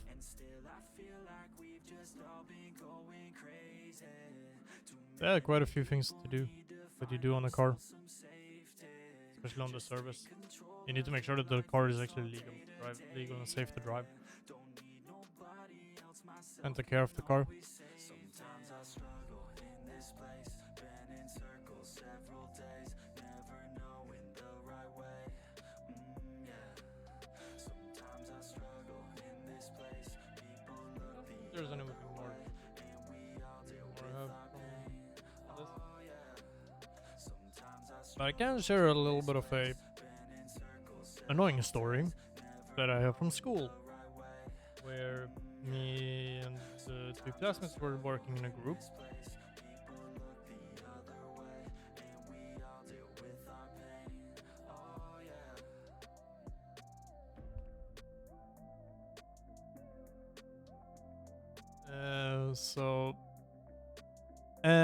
We're working on that. We're just gonna replace a timing belt to practice doing that. It's not a car that's out and driving, and the annoying thing that ends up happening is that one of the classmates is talking with someone else in a different language, which is not supposed to happen to begin with, and messes around with something that's connected to the fuel system. Whereas me and another classmate were looking at markings so we know that, okay, have we put things correctly? And then we end up getting fuel in our face because this guy is playing around with the fuel system. Someone connected to the fuel rail, and it's not very fun or pleasant to get fuel in your face. Especially you really don't want that in your eyes. Luckily, because I'm wearing glasses. Yeah, I avoid that. But yeah, that's one thing where it's like when you lack common sense, you lack any form of safety thinking. You lack any sense of like, maybe I shouldn't play around with something that I don't know what it is or what it does, when others are very close by with their face. That's just one of those things where it's just like, why would you do something stupid like that? When would it be safe to mess around with stuff like that?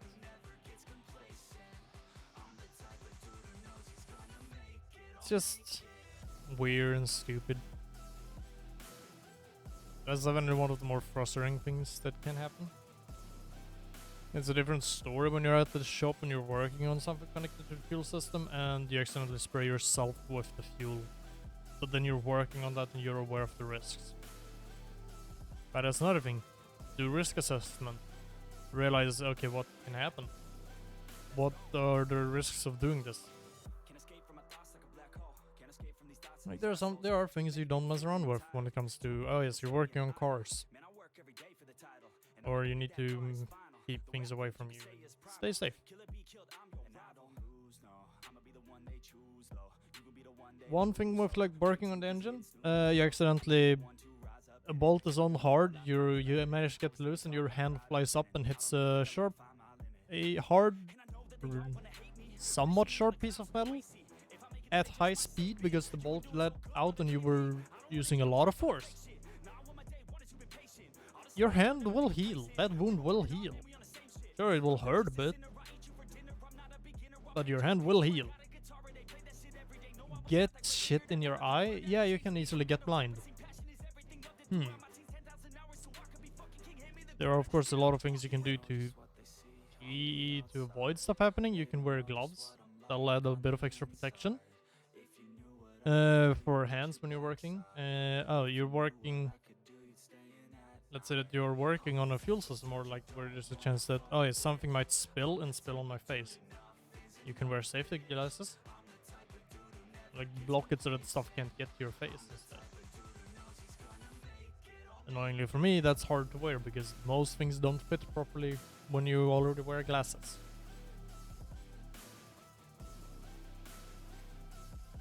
But there are just definitely a lot of different aspects like that you just need to look at and just realize,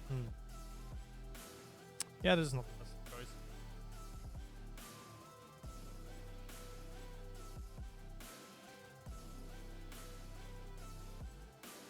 But I can definitely say that I've gotten to experience quite a few different cars, and like this is one of the cooler things with being a car mechanic. You get to see so many cars, you get to drive and like sit in so many different cars, and it really gives you a view of like how a lot of the different cars are, and you also get to see a bit of like which cars are more common to see at the shop than others, and that can give you a good idea of like, yes, you want to get a car. Maybe I should avoid these that are very common to see at the shop. Although some are very common to see at the shop, like Volkswagens, but that's also because they're one of the most common car brands in Sweden. Makes sense? Same goes for Volvo. Yeah, it's not too uncommon to see a Volvo at the shop because we have so many Volvos in Sweden on the roads. But it was kind of surprising. I didn't see a lot of Volvos at the shop anyway. And a lot of them were just in for more regular standard jobs that every car needs. Like a service, yeah. You need to replace the timing belt, you need to replace the water pump. Like the more common things. There are some there's like, wait, what the fuck actually happened? But not too much. Like, battery needs to be replaced. Like a lot of common issues that just they will easily happen. I did see a lot of those on especially Volvos. Those are definitely an interesting insight into the whole thing of like seeing the different cars.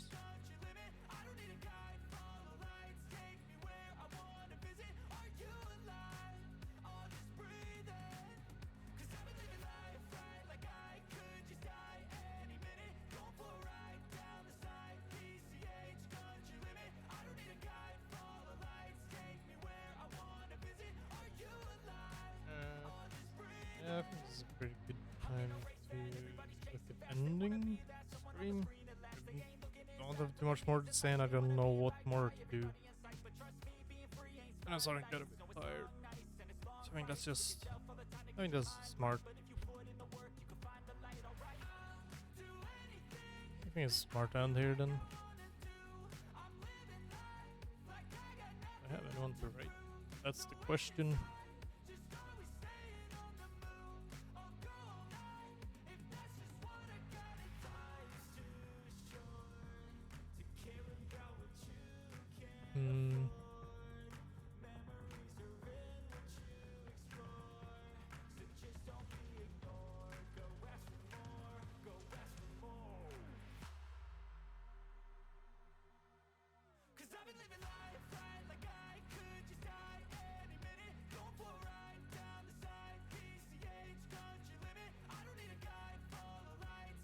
No, not really. I think I'll just end it here then.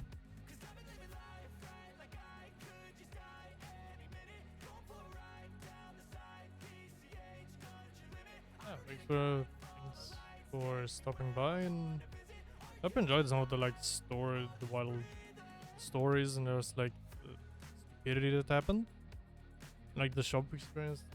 Some of the shop experience and stuff that I've had, it's fun.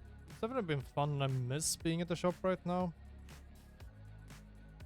And well, I will be heading back to the shop in not too long.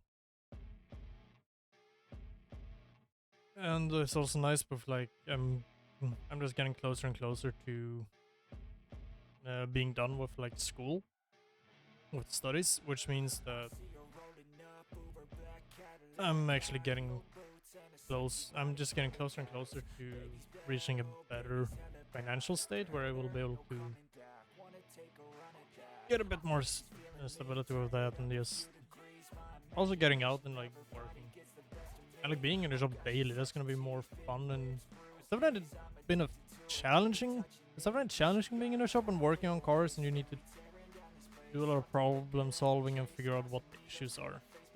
It's definitely fun, and it's a fun challenge, to me at least. But sure, it can be a little bit grueling at times. But I mean, there are definitely worse professions you could have.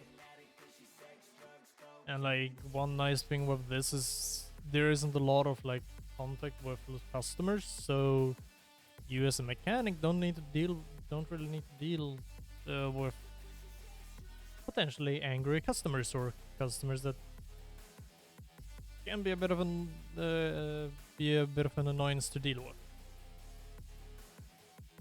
That to me is just nice to not really need to do that, because while I'll be in the shop working on the cars instead. So that's something. Definitely, it's an interesting job, and just especially with like how modernizing how things are with cars now, and like you just get to see so many different ones. And it's also very funny because like there are so many manuals still around. People always talk about, oh, automatics are taking over. No, not yet. Far from it. The manuals are still kicking around. They are not leaving. They are not leaving yet.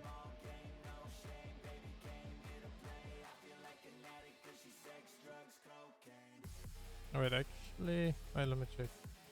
There was, oh, there's someone.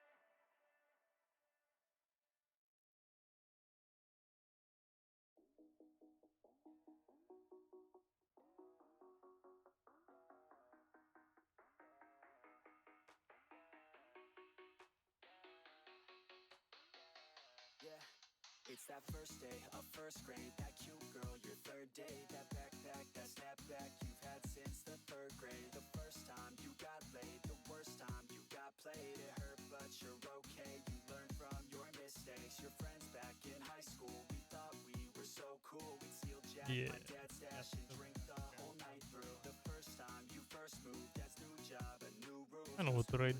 Made new friends, a new start, Yeah. Thanks for stopping by. We'll see when I'll stream next time. It'll be next week, most likely.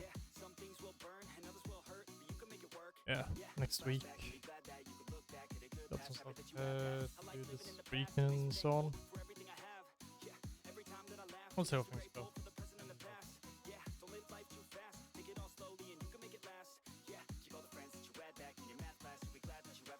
Yeah. You always stop by. Coming by, and hope to see you next time. I hope you enjoyed all the. And for those that can, feel free to use the raid.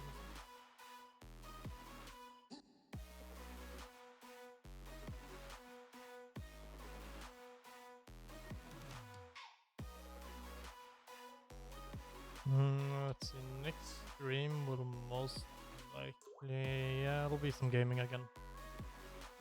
Let's see, maybe I can go back to some... Maybe some... Yeah, maybe I'll return to Satisfactory. It's been a while. It's only been a while since I last played that. That would be fun to return to. There's also... Alright, football.